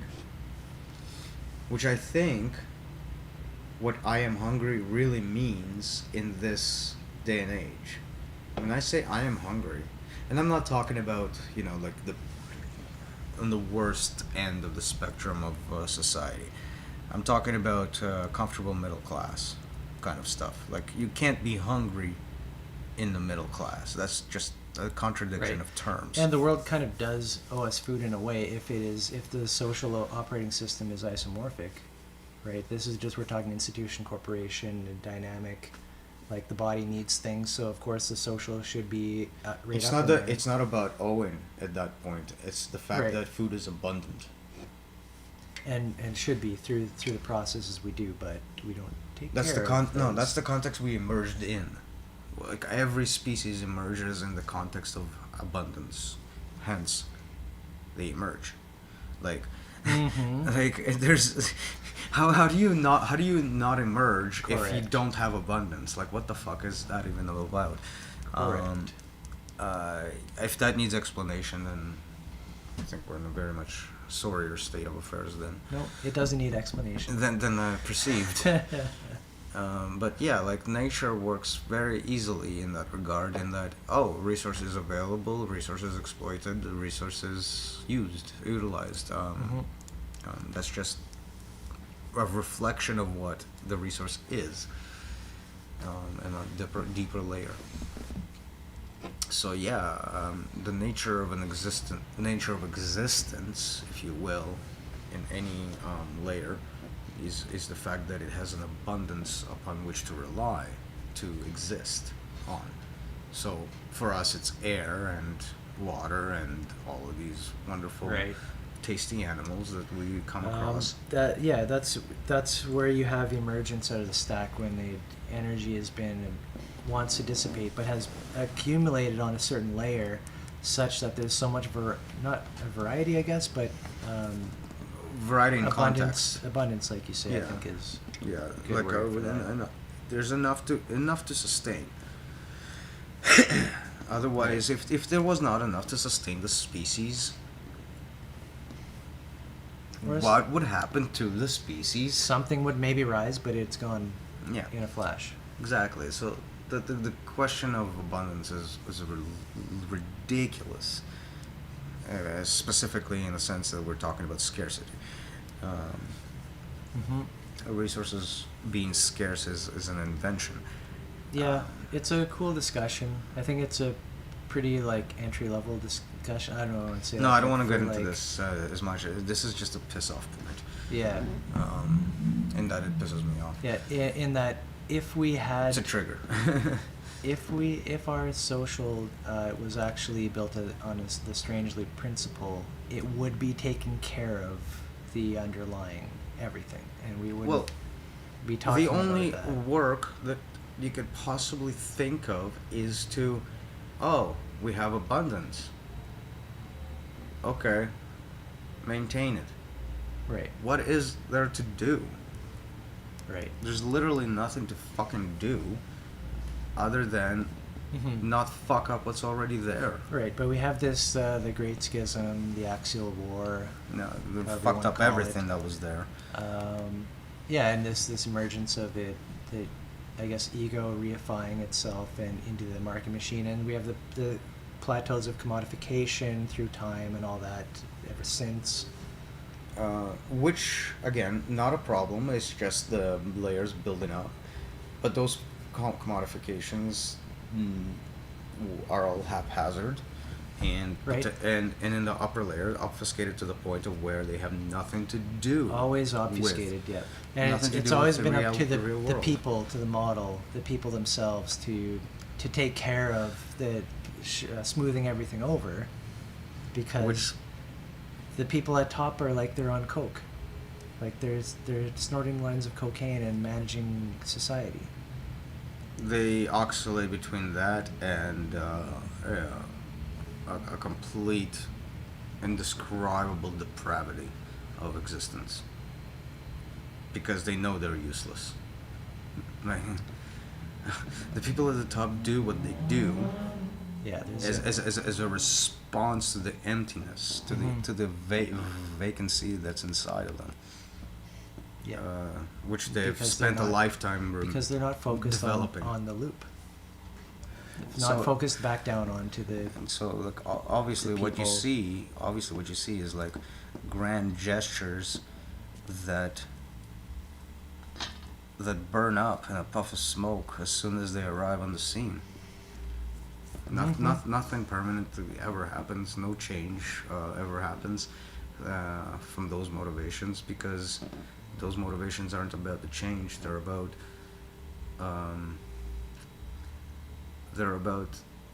consolidating a very, very vacant existence with the obvious ugliness that it produces, and without the ability to see this for that.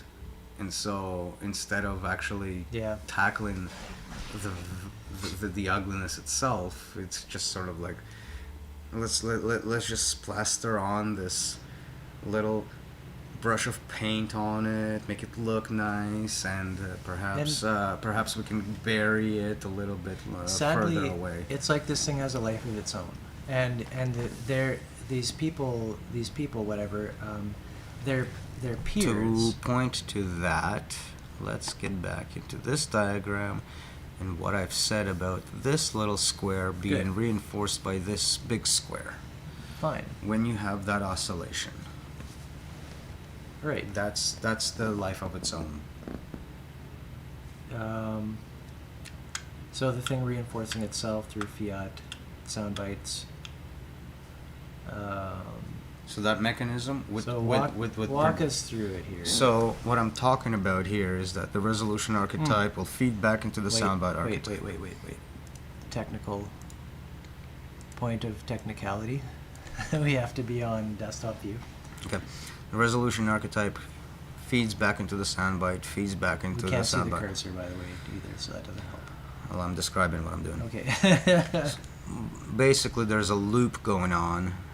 If you follow the arrow from the resolution archetype to the soundbite circle back into the soundbite archetype, which progresses through and then ends up back into the resolution archetype. So there's a tight little loop going on here, which is responsible for the production of, if we can go to the big diagram. Nope, that ain't it. Here it is. Which is responsible for all the different garbage you see show up in the abstract phase space bubble. Right.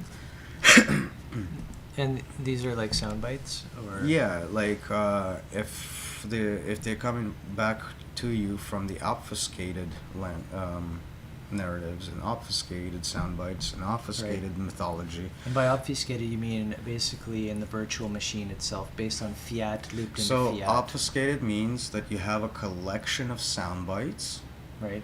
but if you try to plug them all together into one single thing, they Right. make no goddamn sense.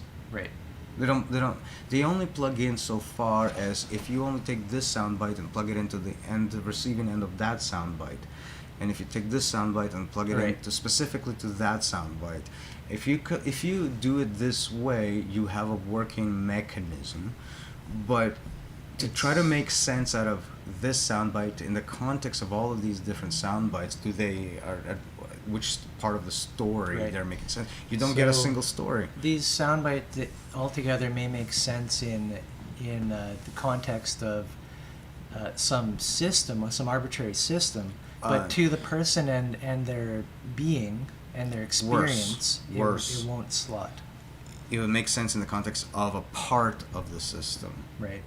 As soon as you try to broaden that system up into a whole, it breaks down. Of course, because of That's science. that's what the obfuscation is. The whole Right. is broken down to a point of where you cannot actually tell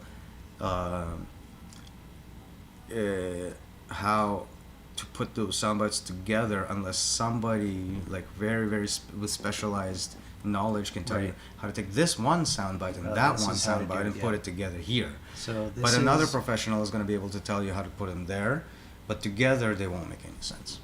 So this is arbitrary fiat Right. feeding into itself.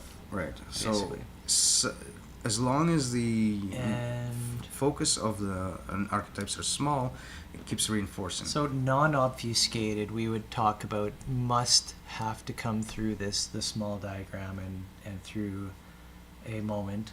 And through all of the interpretive steps that have fed it. Right. So recognizing that it had been filtered already, and is what it boils down to. To be able to make sense of a system in the context of an individual. Yeah. And so what it would do to these disconnected sound bites is it will place them into, these sound bites together create an obfuscated meta-narrative, and therefore it cannot be causal in this way or that way or whatnot. And this is what the realizations are actually giving you, the ability to place these things in context rather than tell you what they are. Right. Because as they tell you what they are, they stop making sense with each other. And that's the obfuscation. If you can't have this agency talk to that agency and make sense. Right. This is the Tower of And- Babel effect, effectively. Yeah, and this is all arbitrary fiat.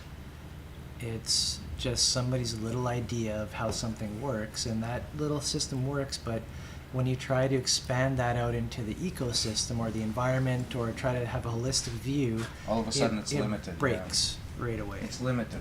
It's when you try to expand the thinking behind quantum mechanics into relativity, or general relativity specifically. Special relativity is fine, from what I understand.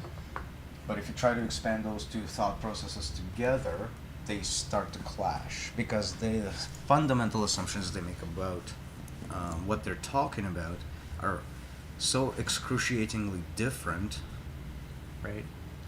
that the language that the two systems talk does not communicate anything from one end to the other. So what's produced as message on one end is seen as noise on the other. And Right. again, when we're talking about obfuscated narratives, meta-narratives specifically, that's what we're talking about. A message sent out from one aspect of the system into another aspect of the very same system comes across as noise. Mhm. And if that's the state of that, and that's the house of cards, if you will, which the only way to maintain it would have to have constant reinforcement from external, so to speak, processes that simply are there to justify it. Adding patches on top of it.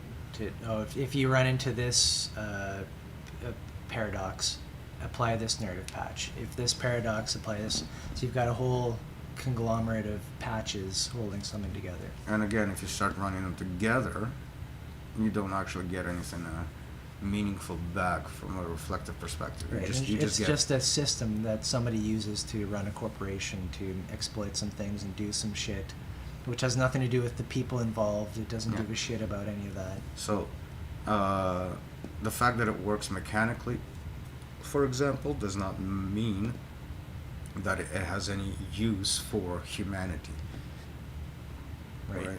Like the fact that something works a certain way is not essentially meaningful to a perceptive individual living a life. It's a hack. Many It's- hacks. It's perhaps an invitation to do some magic. Right. Like that's the invitation to do magic in the world, to affect it in some way, to reshape the world around you in the way your mind perceives it. Mhm. That is an avenue for it, but there is a disconnect right there, and that's kind of funny because most religions are really, really, really stingent about sorcery, right? Like they're very much like, if you're doing that, you're very evil. You're very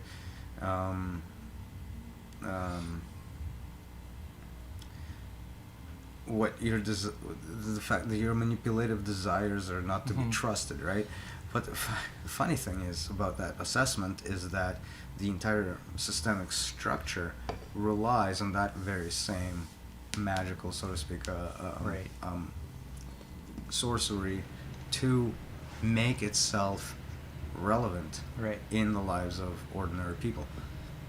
Yeah, like any modern religion will have no problem with capitalism and the market machine as it is, in This- manipulating and creating systems to cause people to do things and all this. Despite the fact that it is the most coercive system that has ever been placed on the human shoulders.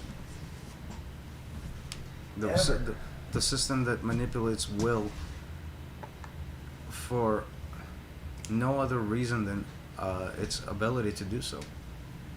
Mm-hmm. And so, from that perspective, the very worst of magic is exactly what's exercised.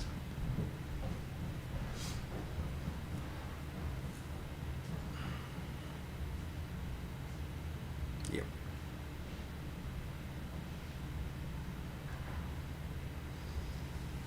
Hmm.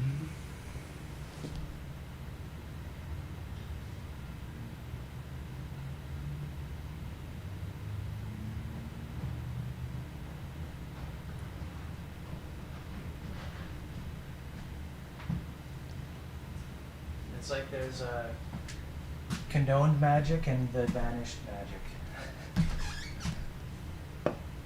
The difference being simply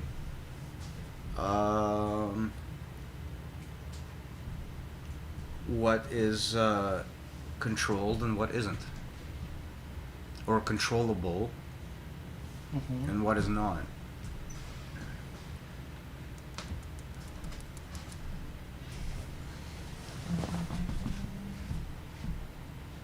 Looking for some tools, not finding. It's okay.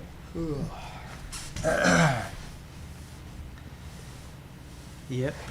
So we did want to kind of get into better defining magic, because I just kind of monologued there last time about the manipulation of will as being kind of like a typical definition of magic, and then sorcery, and I don't know how common this is, but as a manipulation of will of others.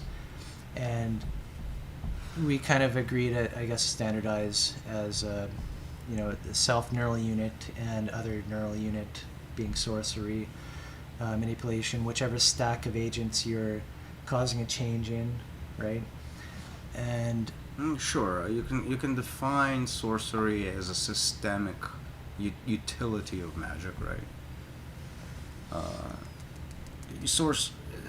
This is probably just me, but sorcery. When I hear the word, I'm thinking of established spells, established routines, if you will, to established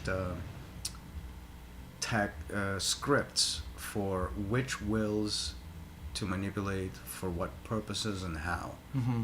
Right? So if you have like a prescription for, let's say, psychology, you have a prescription for how to assess an individual, what to say to them in response as they're talking.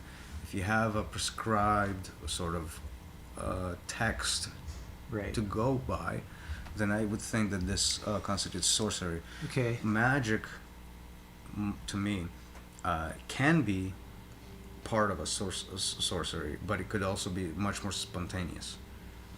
And it could be a one-off event. Okay. I'll have to probably back you up on that, or not back you up, but let's take it back a bit. Mm-hmm. Magic or sorcery can be spontaneous, doesn't have to be scripted, but if it's spontaneous or mix mashed of a bunch of stuff, it's typically called chaos magic, and that's when you're borrowing from different sources and just throwing together something to try and make something happen, and that's more of a spontaneous manipulation. So this sounds a little bit more on the traditional side of how magic used to be. No prescriptions, Right. In the moment, live. Whereas what you're saying is sorcery is, again, going back to more of a rule. That's what you were saying, but I don't think it is. You're right. necessarily I am Right. injecting my own meaning Correct, into this. yeah. But I think I think I'm doing this because of my tendency to keep terms unique in model speak, so that we don't bleed confusion into. So like Okay. when we have a hall on of operations, No. it's not the same as the hall on of I think ingress, for example. This is a very powerful distinction between magic and sorcery, as what I've said, as in manipulation of agency within a self-neural unit or within other neural units. Okay, As sorcery being this other. okay, so the struggle, I guess, for me is then how do we separate self and other meaningfully? Because ultimately, when in the stacking scenario, it bleeds in so far Yep. that how do we make that distinction? Right. Like, what's the meaningful way to make that distinction? I guess. Meaningful way. Because if we want to say that this is magic and this is sorcery. Okay, so we probably have to bring in like coherence and stuff like that, like of the stack, and of like acknowledgement that there are differences in locality of coherence. So, could one effectively do sorcery on the self if it happens to be perceived that internal stacks are different? For example, like, could you make the assessment of self and other within the self? Probably. So again, we're running up again. What is the meaningful distinction? Because if my hang up is that if we're going to use two words, right? I'd love for it to, like, this one. Okay, wait. Hones in on this point of it. Wait. That one hones in on that. It all point comes of down to, in my opinion, it comes down to what's the word?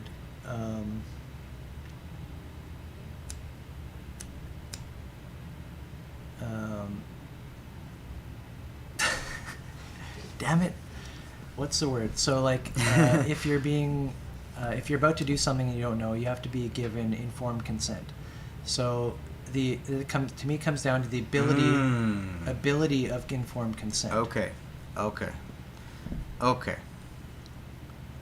So, and within a neural unit, you So- can manage that informed consent. But within within another, yourself, you have to actually there's communicate. a scenario that has to happen. So, okay. So the difference in sorcery and magic is in the permissiveness. So sorcery is the permission channel, the opening up of the carrier, if you will, between the two different, potentially within the same person, but two different agents. Right. It's the opening up of that channel, whereas the magic is what's pushed through that channel. So sorcery is the Okay, fine, yeah. which and you like can that. open open up that channel via magic, I like right? that. So you open up a channel magically to express this channel is what we'll call a channel of sorcery, I guess. But effectively, what magic gets pushed through is the sorcery channel. Mm-hmm. And the thing that qualifies it as a channel of sorcery is the consent to the employed magic. Mm-hmm. Okay. Cool. That allows I like. a very informed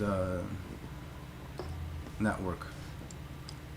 It's ethics, basically. Well, yeah. I mean, mastery is that. You're taking the role of a guest, Right. and you're telling the master to work their magic. That's the Right. consent. Yeah.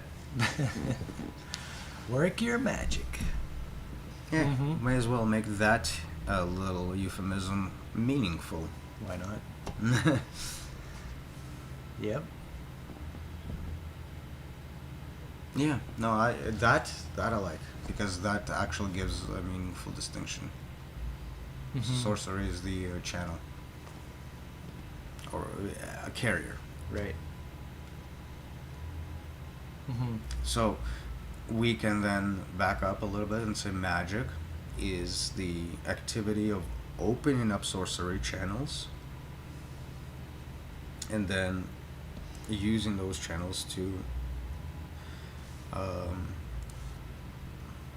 continue through with the magical expression. Wait, sorcery has the activity of opening up the channel? It's a magical activity in and of itself, so it's still magic. Right. So the opening up of the new carrier, opening up of the new channel to the other agency. Gotcha. So you're already using fiat to say, can you make space in your protocol space for this encoding, Right. right? You get the confirmation message, channel is open. Now the fiat is consensual, and the You start playing your protocol on the key Mhm. on the keyboard, and the person is receptive. Right, and on the receptive end, you are taking in signals and with a good, what do you call it, like a, You allow yourself to become the chaos in which order is manipulating. right, The seeding the seed in the ground kind of a thing. You're becoming the ground. The seed enters and grows with your nutrient existence. right. And there is another word, I think, which I think fits here, which is, or phrase. Tip of the tongue once again. What does it sound like? Good intention, not a good intention, but to be, I like to have a positive approach to the interaction. Good faith. It's called good faith. So you when the channel is open, the recipient has good faith. Yeah. Right. So you have a relationship of trust. Right. You're basically given token represent. You're given right. Somebody else a token representation inside of yourself. And you're going to sit there and And actually process it. Yeah, and allow this token to be real. Right. To take the space of reality. Yeah, I dig it. I dig it.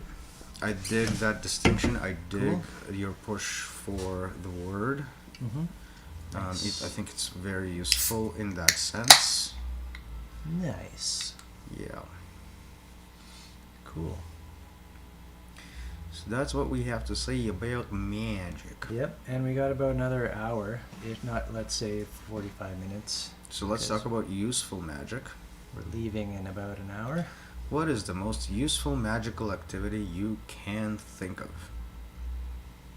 Making balloons.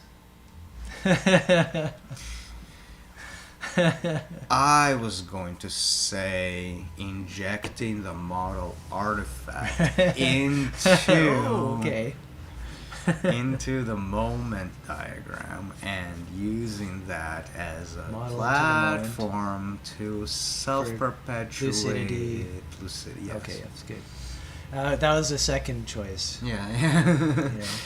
Now that we've covered this subject, what can we use it for? Oh yes, definitely balloons. But yeah, that's actually the cusp point of this discussion is that for all that magic is could potentially do, most of its utility is flat out fucked up. Sure. As we just talked about, market machine and all that, corporations, standard capitalism. Most of it is done in a viral fashion in which other things get injected into the biological network, if you will, to siphon off productive elements from the energy that it contains through its natural existence.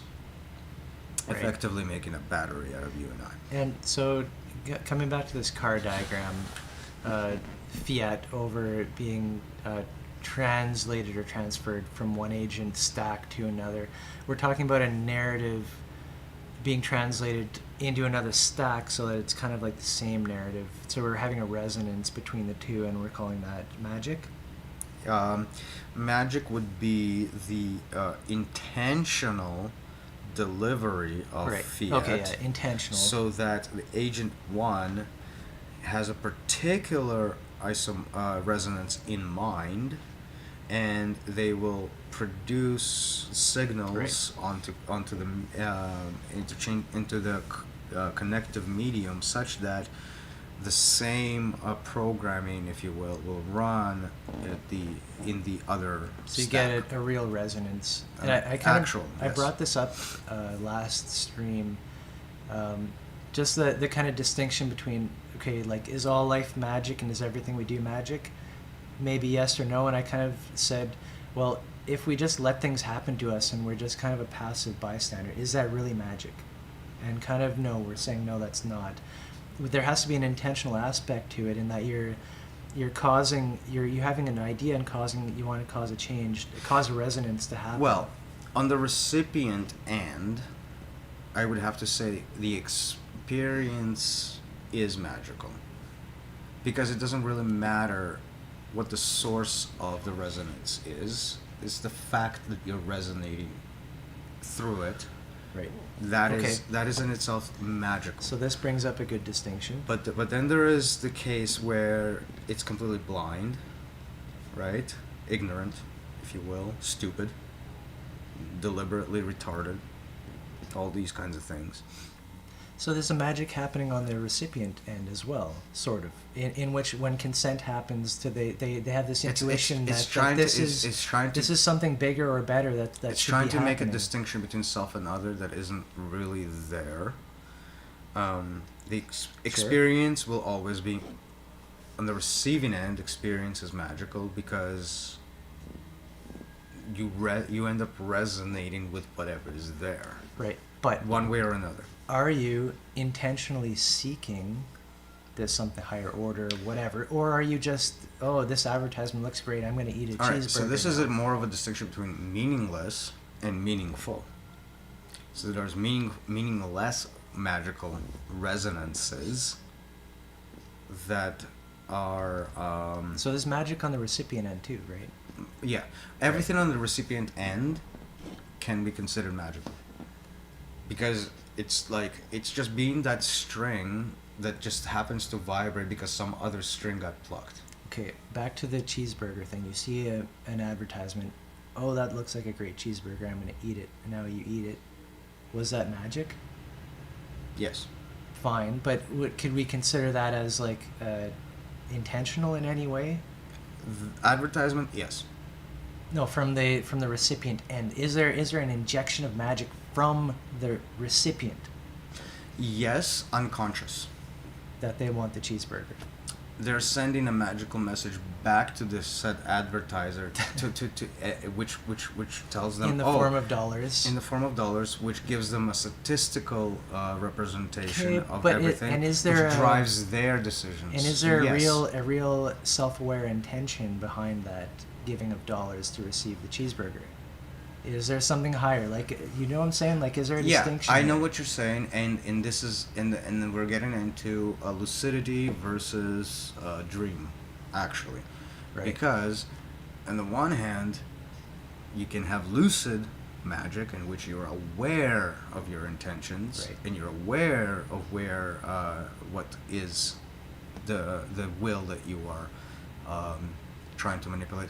But then there's the unconscious sort of dream-driven magic, which is its performers are just representatives of the magic system, and Right. they are completely replaceable, Sure. right? So the magic is Yes. generated from a dead sort of mechanical element Right. that is still self-intentional, but none of those intentions mean anything to those who actually do the magic. It just co-opts the ability and injects its little tiny artifacts through the magical process to a sleeping world. Right. Like, as an advertiser, you don't care about every single interaction. How many people lined up in the Exactly. drive-thru? As an advertiser, you will never care about the one individual that buys whatever the fuck you just advertised. You don't give a shit about them at all. Right. You don't recognize that they exist. Right. They are a number. So I think lucidity, I guess, an important distinction in the whole thing. Yeah, lucidity turns the dreamlike magic into the kind of magic that you and I are trying to elaborate on desperately. With some kind of intention behind Yeah. it. And some kind of self-awareness and self-reference. So the point I think you're making, really, is that without lucidity, the kind of magic that we get is actually willy-nilly. It's still all magical, it's still all there, but it's entirely in dream world, pertaining to basically no one. Right. So the will that gets manipulated is that of ghosts. And- The manipulator are ghosts. So this is like magic commodified. Yeah. It loses all of its actual Power. not power. Power is the only thing it does retain. In fact, that's the only. Okay, fine. That's why it's co-opted. Right. It loses any it's just like everything else. It becomes disembodied. It becomes a Yeah. thing to Gonna say itself, grounding, but- and it does nothing for where it comes from. Mm-hmm. And so to the utilizers of magic, it is in fact fundamentally useless because it doesn't pertain to them. It pertains to commodities that they have long ago auctioned off. Mm-hmm. Mm-hmm. Mm-hmm. Well, on that note, may we take a break? Do you mind? Nope. Do you 'Cause I need to mind? Do you piss. mind? Good, good. Be right back.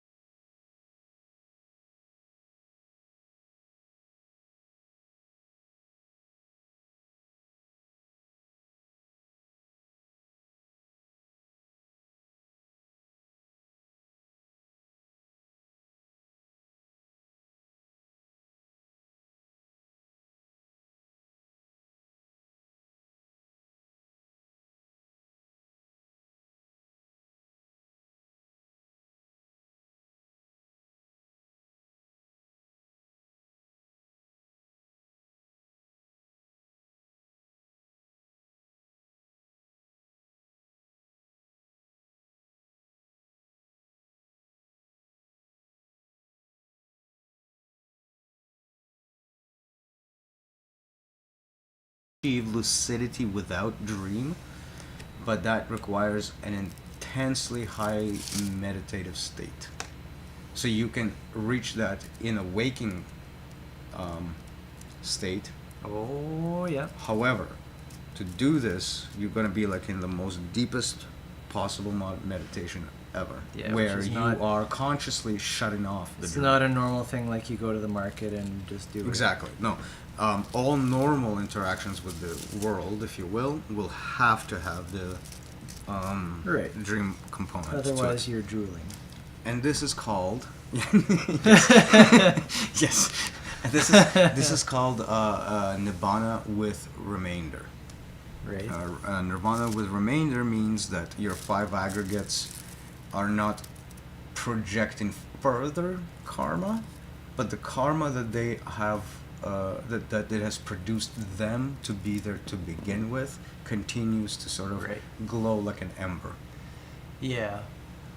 So it's the final unbinding is always at death. Always, Of course. Yeah. because that's when the aggregates stop functioning. Mm-hmm. Mm-hmm. So But homie, You're don't play that. you're correct in honing in on that confusion, because yes, normal stepping through life cannot never be lucidity without dream. The lucidity without dream only happens as an extreme meditative state. The meditate, if you will. That's the liberating meditation. Mhm. That is the quote unquote event Right. that sets one into unbinding with remainder in general. Like, once you've realized that, the fruit of that meditation is the only thing that's going to be effective afterwards. Right. Right. So the right. dream has to continue as long as life continues. Ain't that some shit? Which is why our claims never have made it into a weird world of people before civilization did not use mythology. Of course they did. They had to. This is one of the reasons why. Except back then, the mythology was very constrained, and if you step outside of its bounds, you also die. Right. Yeah, we didn't have any plateaus to stand upon. It's this delay from reaction No that is plateau. causing all of the discrepancies. Time is effectively a curse. Curse you, time. But then again, you and I would have never met If it were not for time. if it were not for the civilization. Here's the time and civilization. No, seriously, like, I mean, how the fuck would I have flown out of the From one side of the planet to the other. to the other to just talk to you? And me from one side of the country to the other. You were excellent all over the world too. And that... You have a weird sheltered experience though. You've seen things and then Seen some not being shit, able to man. incorporate them either. Because I bet you from any angle, like, you've seen, say, Isn't Saudi it Arabia, interesting though? mainly from the white perspective only. Isn't it interesting, just like raw experience wise? Sure, it is informing you, but it's informing your mistakes for sure. And it doesn't need to make me any smarter or wiser. Yeah, no, certainly didn't have that effect. No. Not not from its raw input, if you will. No. Only the investigations after the fact that produced anything. Yeah, because I've been to 22 countries or something like that. Which is Never cool. got and I bet you never got any impression of them until much more recently. Well, that's another thing, is that we're not. Like, I know looking- it's hard to say, like, not wealthy or anything, but we never did the cruise or anything. We always went into, like, the cheapest places and, like, got up with, like, But you the always people. had the opportunity to just leave. as much as possible. Yeah, and there's always that complete just exit. But Yeah, that leaving component is what makes it an unreal. Of course. And I'm not saying. And this, what makes it I'm not saying more this is, more unreal is the touristy type of experience where, oh, you do this tour and that tour. We didn't do that. Yeah, We no, I did- didn't do that in Jamaica either. That's the one thing I would say. Where you stay on this resort or that resort. Well, Like, we we st- would just go right we into did it. we did stay in the resort simply because Some places are fucking dangerous, yeah, Jamaica is dangerous. right? Oh, And, right. but you got your like you get a trusted driver and you drive Yep. around. Like That we we- drove we around immediately North, did North that. Jamaica, like all over. Yeah, that's exactly what we did. We like, dude. You if- trust a if, dude, if, and if anything, he keeps please, you- please don't take us where the tourists go. We are sick of looking at fat fucking English people. Right. Right, but also protect us. Like, don't let us die, okay? Please, please, and thank you. That's how it was with like every country almost. We'll that- pay you. that We'll kind of pay you. idea. We Yeah, will that's- pay you. Insanely just weird and disconnected, like totally experience like no being has ever had before until these times, I guess. People weren't travelers going through, just popping into culture and seeing. Except kings and shit. Right. Because that was the thing you do. And what are we trying to imitate? What is that culture is imitating? It's imitating the rich. Is that what were you doing? Yeah. And why are we in silos fighting each other? Like, why are two differently racial people, both desperate to get on in the world, be fighting each other of all things? Like, why would I pick on you and your successes, if you will, if you happen to be, you know, one race or another, or like any of that like any state movement in that conversation? Why is it Why? framed this way? Why? You Because tell me. because neither of us are trying to actually behave in our context of where we find ourselves. We're trying to behave in a context where we don't find ourselves, and that is the vertical Like a class? vertical, yes, the vertical class climb.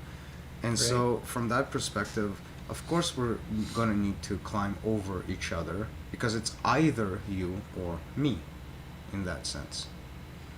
So the only reason why, Like a competition. yeah, the only reason that you and I would ever compete with each other is because we're set up to. And so the entire quote-unquote racial question has little to do with race, and everything to do with keeping isolated people isolated in a grinding, climbing ladder, which is why there's no egos. There's an ego that stacks up everybody as a ladder of commodities and just trades. And just trades. And of course, if you're in this ladder, you're not going to actually utilize the power of everybody.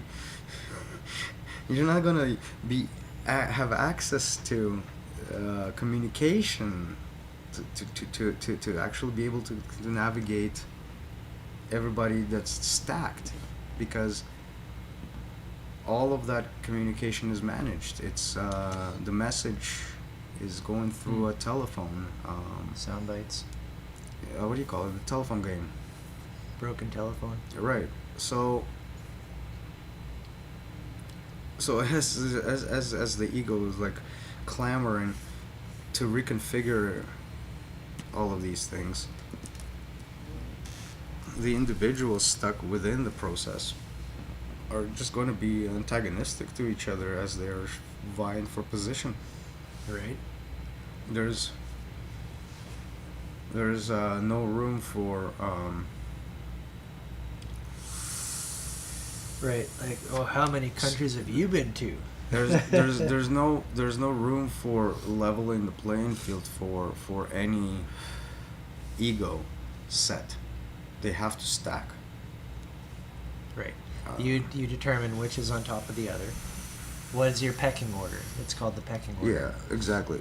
So long as the pecking order ideal is playing any kind of role,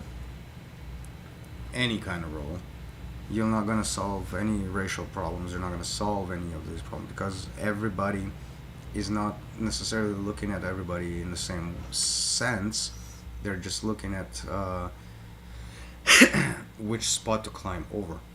So like, And stereotypes, of course, give a very easy method of categorization. an easy way to categorize. Yeah, I was just gonna say like that seems true when you're trying to talk about anybody or to anybody and race comes up or something, and you want to have a real discussion, but it devolves into like these categorical, like, oh, you do this, I do this, you do that.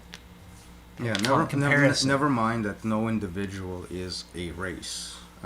In particular, it's not possible to be a full race, Right. since it's a conceptual. You can be subjected to racial stereotypes, but to be a race is kind of, it's a weird thing to actually state. How do you race? Right. Like, what does that mean? Yeah. So categorization comes with dangers, mistakes, always. So this isn't to say that there isn't a particular favored category of race, historically speaking, and from that perspective, of course, it's not an unreal problem. And again, the question of real and unreal is not about what is happening or what is not happening. What is happening is, strictly speaking, is what is happening. And from that perspective, there's a huge racial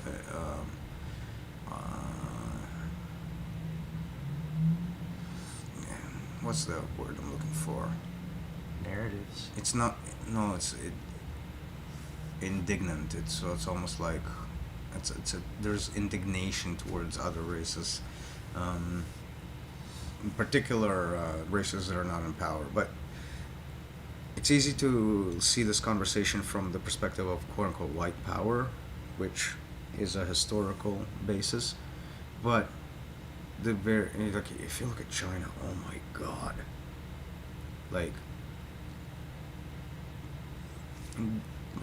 I mean, Chinese are explicitly racist, specifically towards black people. I'm pretty much a noob on these kind of conversations, so anything I say ends up being wrong. And then Okay, I so get to attacked. give you context, one of the latest things I was watching is how right now in China there's explicit like notes on storefronts, blacks not allowed.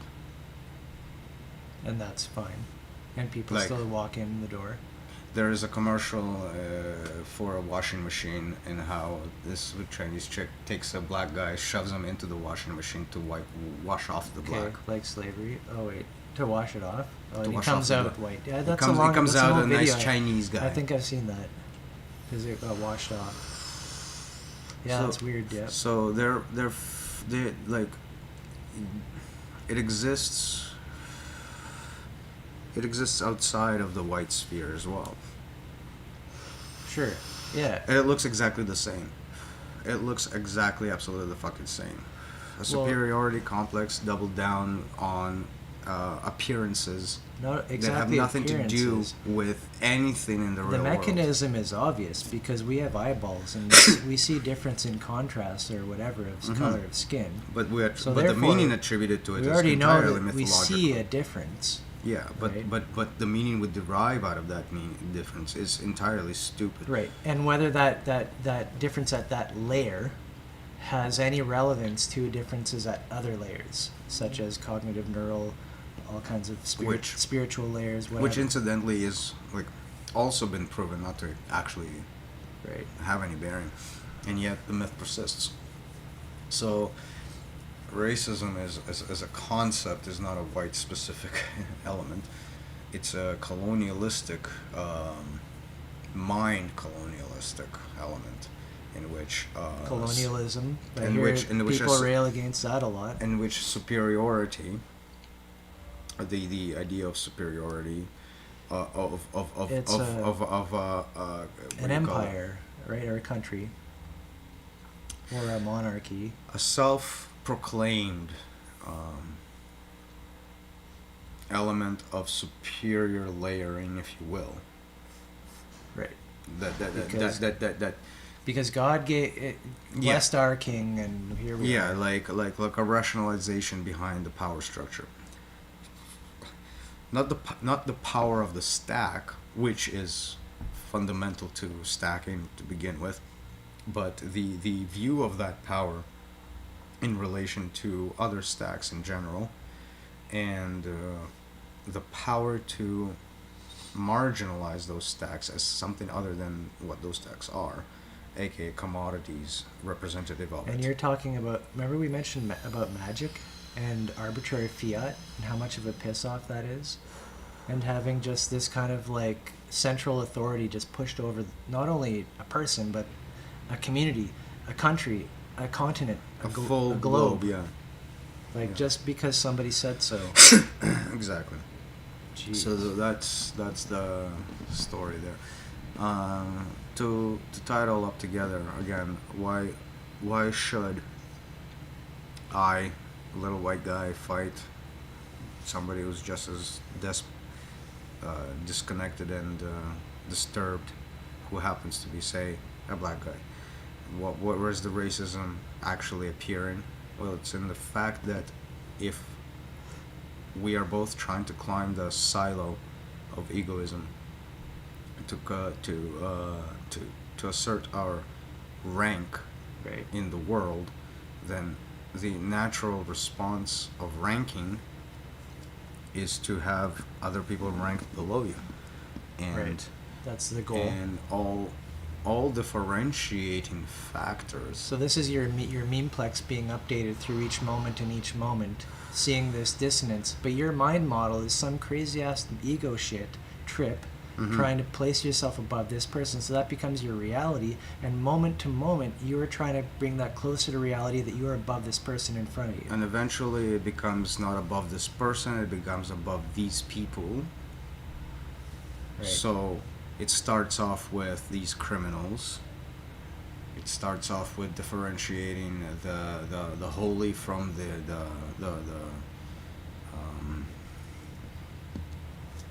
the profane, right? Every way, And divide and conquer. then you find reasons to place people into one or the second category, and This is likeness, divide and conquer. and then likeness winds up being making it to the divine category, and unlikeness winds up in Right. the profane category.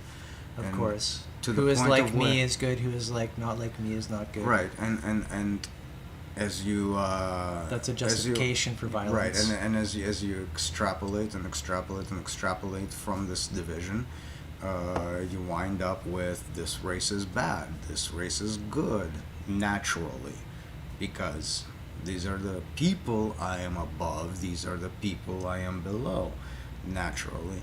This is the person I Right. am above. So this is- the this person is, I am below. this Naturally, moment to and moment- it's all justified. This moment-to-moment process is what's over time reifying your APS, which gives you these structures. Right. And so eventually different people become different races, or different cultures become different races become strangers. Despite the fact that the person next to you might actually have so much more in common due to common experiences, Right. but you are no longer able to see that due to all of these different differentiating Right. categories. Maybe if you got to know them, you'd have a cascading experience of familiarity, one after another, as you And get then to you know get in- as a best friend eventually. Yeah, and then you get into the tokenism of like, oh, okay, well, since we do have these like experiences, I'm going to have you as my Right. token black friend, or whatever have you.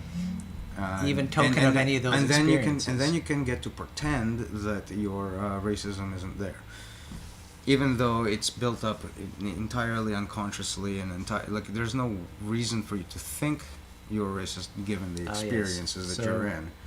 the However, almost never-ending cascade of, yes, you have to keep paying attention. yeah.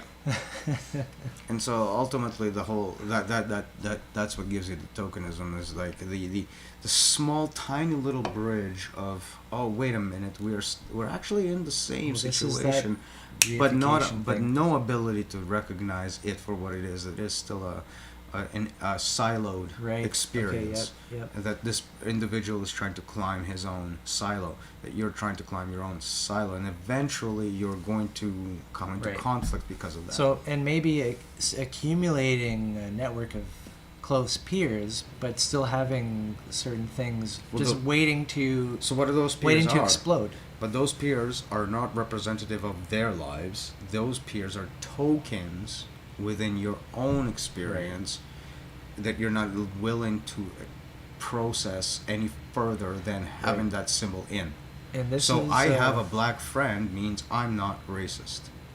this is a problem of participation, actually, that you have to keep putting out these models and trying them out, even though you're not quite getting it. Maybe one day you get it, Mm-hmm. right? So it's not a bad thing to be seen in this state, or to do, at least you're trying, right? And so this is why the court can't convict the Notice Remember what's the courtroom happening myth? though is that this symbol, the token black friend, if you will, and I'm honing in on this point because it's the one that actually is going to trigger. So forgive the like Token. His name is actually Token on South Park. Oh, Right. I So actually you've don't got remember that. The Token. Yeah, see, the fact that it's a tokenistic expression of that friendship And rather so- than actually being a friend of somebody who is black. Because imagine being that person's Okay, actual friend, Wait, imagine that. caring about imagine their actual every time you problems. introduce yourself to somebody or a group, you can say, "Oh, and I have a black friend." So like. Therefore, I'm not exactly. It's such a fucking hollow. What do you call it? Signal. Yeah. Virtue signal. It's a virtue signal when you do that, and that's the hallmark of the tokenism. Right. In that And- and what does it indicate? I'm trying to just push this one point that it's Mhm. indicative of a tiny sliver of recognition that the whole ego stacking deal is actually false. Therefore, that connection can be in fact made, Right. but the meaning of this is entirely lost to the same ego stack, and it's processed as a way to climb the very same ego stack, and therefore Right, now I that know. now that I have a I black know. friend, Yeah. I can But push myself above these people who are people Meanwhile- call racists. meanwhile, or you could just have faith and be a friend to somebody. Which right? would not be completely Yes, subvert. which would not be recognized by the same stack, and consequently almost universally ridiculed. In that, well, what for? Like if it, right? If it And this cannot is, grasp the what for, what's the virtue signal? If it cannot grasp the virtue signal, you're doing this for the Right. you're not doing this for some reason. then this is getting at confusion between genuine signals and Yeah, fiat signals, which are, it's an interesting distinction because this is a case right here. This we is can where I study. was saying where solipsism cannot be distinguished in any way from this conversation. A point Thank you, also, Token.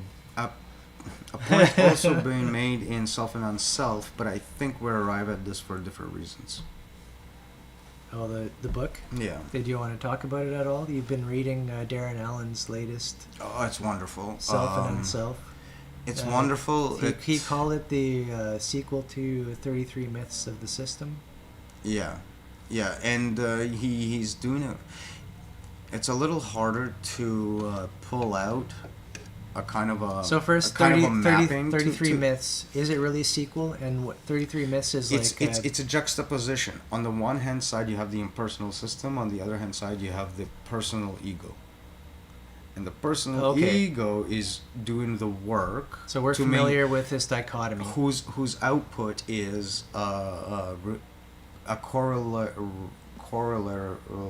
correlation to each myth. So the reason ego does stuff is because of this myth. The reason ego does this stuff Right. is because of that. Check myth. this out. Can we say these two books correspond, at least vaguely, with social operating system and neural operating system? Yes, they do. They hit on the same nerves. Correct. No, that's good to hear. I'm glad to hear about that.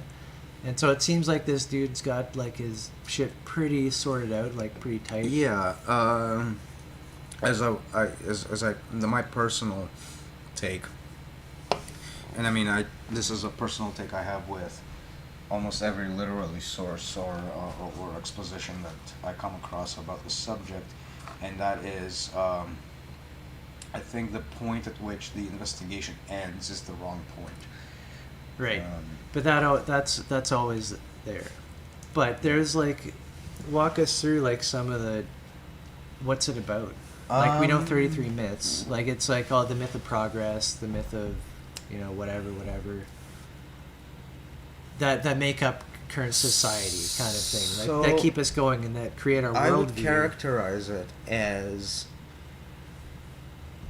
a response to the unreality of the system that is constantly being projected to. Okay, so a model response to the system, to understand that the system is projected out of ourselves and created out of our own a layer builds up. being. A layer builds up out of order and chaos in such a way that order begins to work on itself and tries to eliminate every aspect, or by eliminate, actually more like assimilate. Yep. Every aspect into itself. You've hammered on that point like many times, like months ago, a year ago. Like it would try to assimilate the indescribable chaos into a describable machine. It tries to eliminate all sources of entropy. Yeah, and cut it off, cut it completely off. Yeah, and create a static system which is perfect, and will always through time provide maximum energy. But in to the system. doing that, it effectively sterilizes. It cuts itself off from life and from existence and grounding, and dies. So if I were to characterize it, creates a cycle up and down of entropy. So that's how I would characterize it as a model expression. So his book goes into the ego side of that, of dealing with. So the first book goes into the order side of the system. Mm-hmm. So cross ego, the cross ego complete. So we were saying there's only one ego stack, right? And that makes up all of the different. So he agrees with that. So the full picture is being the system, and it has its own realm of mythology.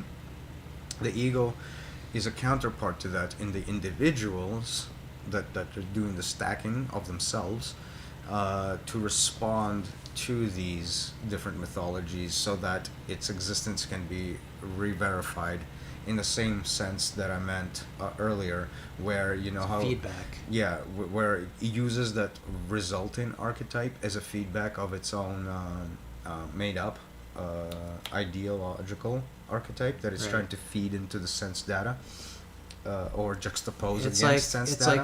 It's like the scientific method applied over and over in real time through your body. Yeah, but over to itself, and for the sole purpose of self-maintenance, to the extent that it fails to recognize that it's there as a tool. It doesn't need to know its own existence. Yeah, like it doesn't care that it's a tool. It feels like it's that all it is. So that's the gist of the book. That's the gist of our message as well. So I love the book. He goes about it in a very different way. So does he give practical ways of like dealing with it, or what does he say to do? The most practical answer is very pragmatic. He's on the pragmatic temperament, I believe, and his answer is effectively chop wood, carry water. So it makes it very difficult to actually assert what one in, say, my disposition is going to do with that kind of message. I feel like this is just my personal take, but I feel like the only reason I can understand his book is due to the model. Yeah, right. If I hadn't taken the steps that I've had in my own experience, there's no way we could have had this communication. Right, and likewise too, like you were saying, 2 years Sorry, ago, I have a phone call. we wouldn't know how to speak with Darren either. Mm-hmm. Pausing.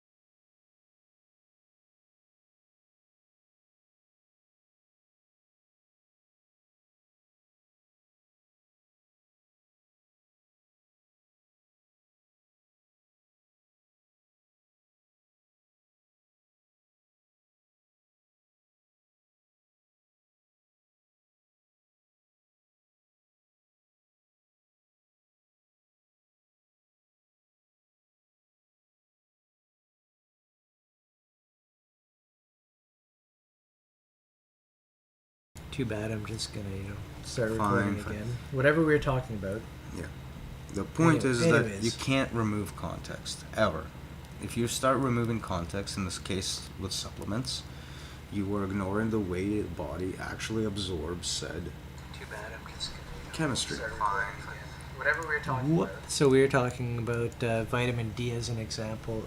The difference between supplementing as a pill or getting it through sunlight or mushrooms, and whether your body knows the difference or not at a immune response level, or if it cares, or if it's part of a greater context, or if you should be getting your D in a different way. What if you don't eat mushrooms, and then mushrooms are actually good for you in other ways? Here's the Or thing. what if sunlight itself is actually you can't good have for one you? answer for every scenario. Sunlight, what if it's good for you, the rays, in another way, not just vitamin D, but you don't know about that, and you're taking a supplement that just gives you vitamin D, but you're not getting the other wavelength benefits. Okay, yes, you're of totally sunlight. overwhelming me here, buddy. Because that's not what we're I just talking. That's not what making we your were point saying. to an extreme. No, that's not what we were saying. But yes, that is taking, I guess, my point to an extreme. Like you have a lot of. You don't know that. You have a lot of interactions that are going on, and when you try to do an extraction, like you do with, like you do with a supplement, you're actually ignoring a vast slew of potential other reasons for why this thing is actually effective. The reason being because thousands of years ago, your ancestors lived in a certain pattern of life that gave them that natural balance of things through their environment. But since the environment has changed so fast, I was it's completely different now. So you need to calculate the difference and why it happened. So I was picking specifically on supplementing vitamins and the way you obtain them. For example, like supplementing vitamin D versus eating mushrooms and the whole sunlight thing. I mean, cool.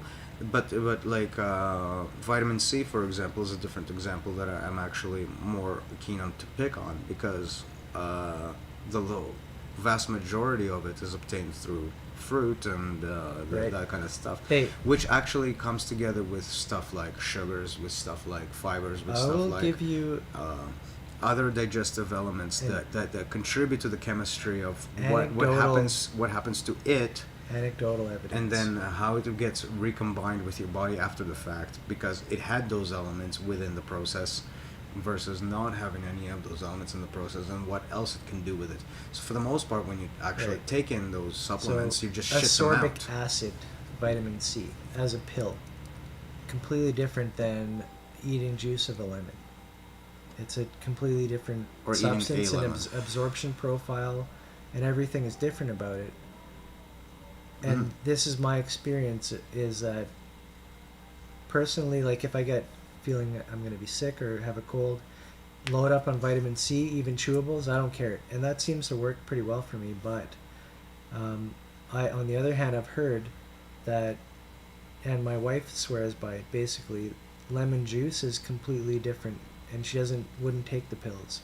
It's about the juice from the lemon, and that's what her doctor, so maybe our doctor says, no, you have to take the juice. You cannot just eat this ascorbic acid. Right? So yeah, so maybe take that. So maybe take that to heart and experiment there for yourself. Right. Obviously, the rational mind can't understand it, right? Like it, or likes to latch onto certain narratives. And I gotta admit, I'm not speaking from experience on this. I'm speaking specifically from a conjured point of view on the matter. It's simply that I'm speaking to my intuition on this. And which is, I will confirm it. So yeah, like there's and the point to be made really isn't about the fact of the acid and its effectiveness so much as in the body is a little bit more complex than what our dissective understanding of it could be presenting to us. So if we're presenting the parts of the body as different mechanisms, or fiat model, we're still limited by whatever we can imagine about those mechanisms to be. So the whole picture actually is elusive.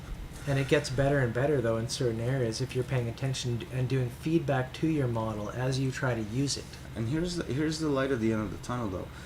Nature, believe it or not, is excessively sensitive to this balance, simply because that has been the entire interaction all along between Right. our bodies and the environment to begin Go with. figure. And and so the produce, if you will, of nature, the less it is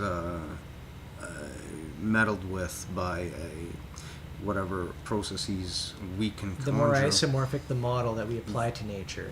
the more likely it is to be actually responsive to the body that we inhabit to begin with, simply because, not conclusively, but because of its co-evolution, if you will, with the existence of our bodies in the first place. And so Right. those elements Doesn't it are make already sense? are already like there to be interchanged with. I can't from the imagine perspective. you're not making a stretch here, I think. This is No, not a from the stretch. perspective of like we've been allowed to live on this planet as long as we have. Therefore, I'm sure there's natural, sustainable elements in nature that feed this existence and reflect it. So the idea that we are much better at isolating and representing those things is fundamentally stupid. Just from its It's just from the lost memory. narrow-mindedness of its proposition that it can capture all the complexities that are currently already happening in such a way that is just as or better than they are. The process itself. Meanwhile, as quote unquote schooling would have you, it's a constant catch-up game to unexpected results. There is something to be said about the arrogance in the process that Right. we're witnessing The whole and performing. I mentioned frustration sometimes. Well, the intuition that this is all wrong is not wrong. It can't. Having like that intuition comes from seeing this discrepancy to begin with. Like, I Mhm. mean, it might not be qualified, it might not be quantified, Right. but it's always coming from this And discrepancy. it's Like, something how? that you know can be experienced by another as well. You know what you're seeing can be seen by another, because it's fundamental to your being. It's the causal to the stack Because of it your comes up experience. in their being from other things. Their bewilderment with the system, the constant bewilderment of everyone with the system, is pointing to the one and the same fact over and over and over and over and over, that the conceptual filter that represents what it is we're sensing is overstepping its boundaries. It's overstepping the boundaries of what it should be doing. It's overstepping the Yeah. boundaries as a tool. Through reification. It becomes the hammer, and everything becomes a nail, and the nuance becomes Okay. obliterated. And imagine the impact of affect being exploited. Right. Through And this. so you have old man angry at the world because they can't have sex anymore Damn. because their wiener won't go up, and it's everybody else's problem. Like for real, like that's somebody's That's world? an experience of most old people. There's like more than one person. Just being angry at young people for being able to do what they can't do anymore. Just losing the ability to physically accomplish, How could it be? despite the fact that they are aware of the transit. So they like know I have to look at intrinsically. old people now and like think, is this one of those? Most of them are. Okay. Most of them have no concept of what it is they are inhabiting anymore. Like a body, They, as in the- inhabiting. they're inhabiting a useless body, right? Society doesn't want them. according to the market, right? Yes, society does Not, not want uh, anything to do Their with being them. is not at all integrated into any kind of greater meta narrative, myth, or anything like that. And the problem isn't with that structure, but with everybody else who can do the things they cannot. Right. So envy based on the market stacking. The ego never went away, and this is what happens to an old person. Yep. When you Ego filled. So who exercise their Wait. ego to its extent? you will fall down the stack. How do you like that for a prophecy? Sorry to say it that way. Yeah. We all fall down the stack. There, I'll include myself. It sounds better. We all fall down the market stack. And what does this mean that the market is? What is it all about? Not people. What's our place in it? It has no space for life. Because what is an old person if not the complete amalgamation of experience expressed through the individual? Like, as we all are. All experience of all the potentialities that had ever Right. became actualities. And there's a huge value in that, even. Just to think, not market value, I'm saying, but... Speaking as a pattern recognizing being, of Exactly. course. Like, recognizing patterns. Oh, I've seen this happen. I've seen that happen. Do you... But to move off of patterns, that move Um, off of patterns, that move off of patterns, right. that is the nature of layering up. Yeah. That is how you reach up. Especially in the context of stacking. Bootstrapping agency. Because you learn how to not create the mistakes to do certain roles in life. All kinds of roles. Through connection with the older generation who knows that thing. Yeah, that's And, like that's the 101 value of it. Yeah. And Excuse that's me. the kind of value that we want to expand out to the general population through the guild Right. system, right? Right. What does that mean for the moment, for example? Well, if you notice, if the moment is all that is relevant versus everything else being irrelevant, to a degree, Mm-hmm.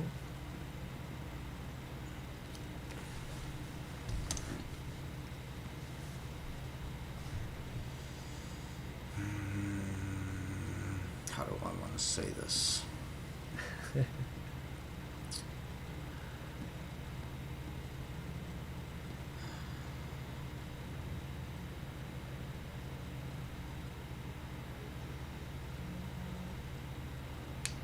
Man, this is actually tough to phrase. Take your time.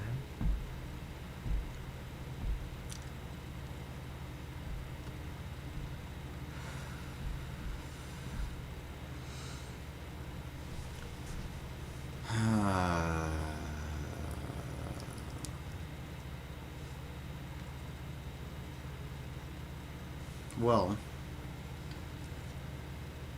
for one, the one thing I immediately notice personally is that within the moment, none of that matters. Of course.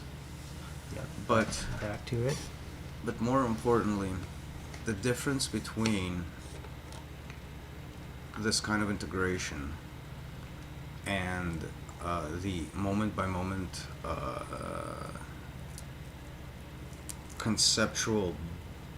recursive conceptual building that can happen otherwise, that is besides the moment, is that the focus on the moment being an integrative feature allows a growth.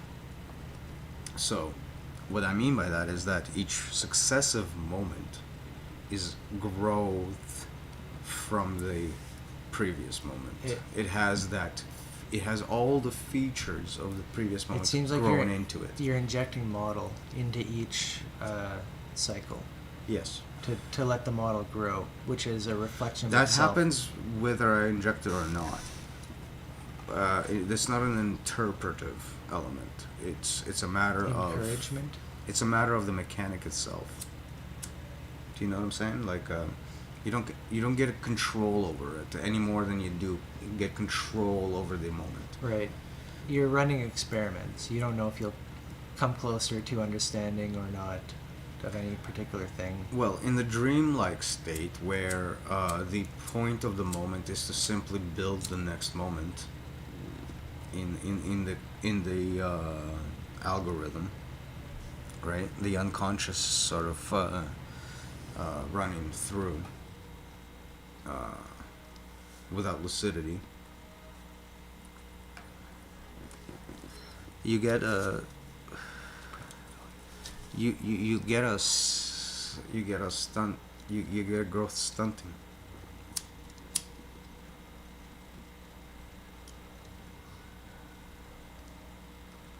Because you're not leaving it, you're not leaving your plants, so to speak, to grow in its soil while you've rearranged its environment to be closer to the light. In this case, you might have done that, but then you have not seen the growth. You will then attempt to inject it with something to make it grow, and so on and so forth. So that's an inability to leave the situation and let nature sort of take its course, and allow time sort of to allow the natural element to grow through it. You're seizing on the immediate reward, if you will, and if it's not found, it's a mistake. So another action must be taken, and if that's not causing anything, and this is the problem with having time, in that you might run your experiments so many times to get so many different results, and so you might look at the conclusions from a perspective that has nothing to do with what is happening. And people who don't have any time. Right, and so the decisions that you're making are immediate rather than fostered through a continual growth. And that's really the quote-unquote axial war, the immediate reward versus the natural growth of reification, if you will. Reification, okay. That's the key word. What I'm trying. Natural, the key word. So reification, if it does not happen immediately, has a sense of that dysmorphism, in which we're inclined to take action to fix the dysmorphism, whereas the dysmorphism might be coming from the fact that growth takes time, for example, and we need to wait. It's normal. And therefore that solution does not fit the problem. Delayed gratification. Yeah. Such as with the ego, it needs to be fed into a fertile ground, so to speak, to grow out of itself. However, it tends to not see that immediate response, and therefore feed itself with a new concept and a new concept and a new concept, ultimately keeping itself going as is, rather than removing itself from the picture. That's the rough outline. It's a tough one. That's the rough outline of what I'm trying to say there. It's actually another topic of the self-on-self book, like the overreaching arc of the book itself.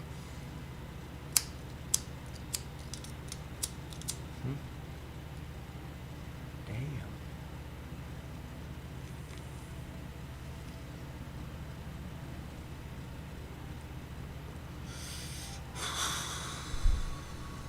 Ooh.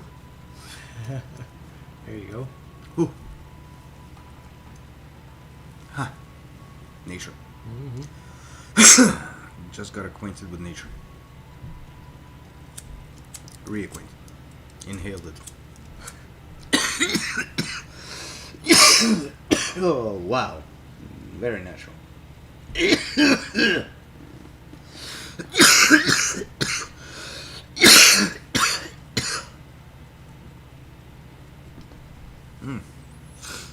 Sticky. Mm-hmm. Put it in the air. Very nice.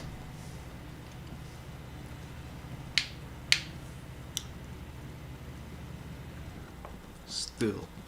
Well, I think this is pretty much at about the probably conclusion of today's wonderful live stream. I'd like to thank everybody who watched, even for like 2 minutes. All the anonymous people who, whatever. Yeah, man. It's all good. It's going well. Go Darren Allen. This is like 3 weeks in a row. Of course. Just another shout out. Shout outs to Darren Allen, yeah. I will never. I love how he got teased in the SOTS comment area by someone who said, "Oh, I'll read you when you're in this library of science. When you're in the library of science, My God. then I'll read your book." My God, did I want to tell him he's a representative of Right. He's the subject of the The book. perfect reaction. He's the subject of You the c- very book. You couldn't ask for any better, right? For those with eyes to see. Yeah. Yeah, that was a brilliant display of weird advertisement. Yeah, loved it. Um, It was probably Darren who did that. He's probably you know it's what? a puppet account of his. You know what? I would absolutely be. And then like, people just it's a drama. that play. was that Play it that out would, in the chat. that would make it. comments. That would totally make it for me. Like I it's, would it would be respect perfect. his diplomacy. That's quite the On move. that note, I'm sure we'd have a fierce argument over absolutisms and lack thereof. Right. Yeah, which we talked about. That's probably one of the main happy topics It's an odd one because that we should talk about. the resolution for this particular argument is coming from a very different and unexpected source, Douglas Hofstadter. Right. Strange loop. Who is entirely loop stacking. who's unbelievably blind to his own conclusions. Holonic stacking. I mean, brilliant, but how could I frame this disappointment I have?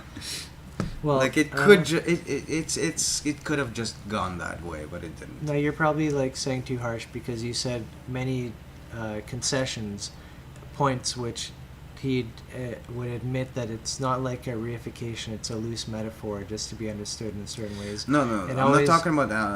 Darren Allen I'm not talking about him. seemed to give a lot of concession after concession about don't do that, don't reify, don't do this, don't do that. Yeah, no, that conversation will be easier.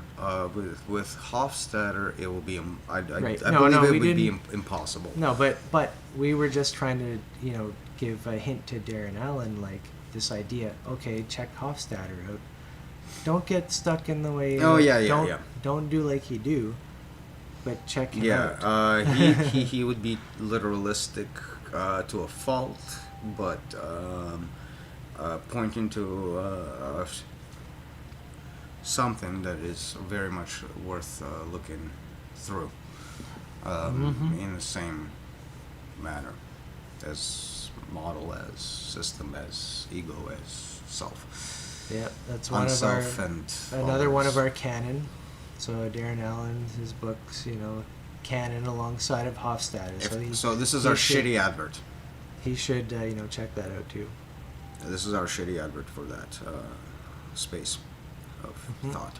Strange loops, holarchies, all that stuff. Anyways, let's wrap it up, bro. Mm-hmm. What do you think? I mean, Rad should be here any moment, and I think it's been great. I gotta go. We'll call it at that. Do stuff.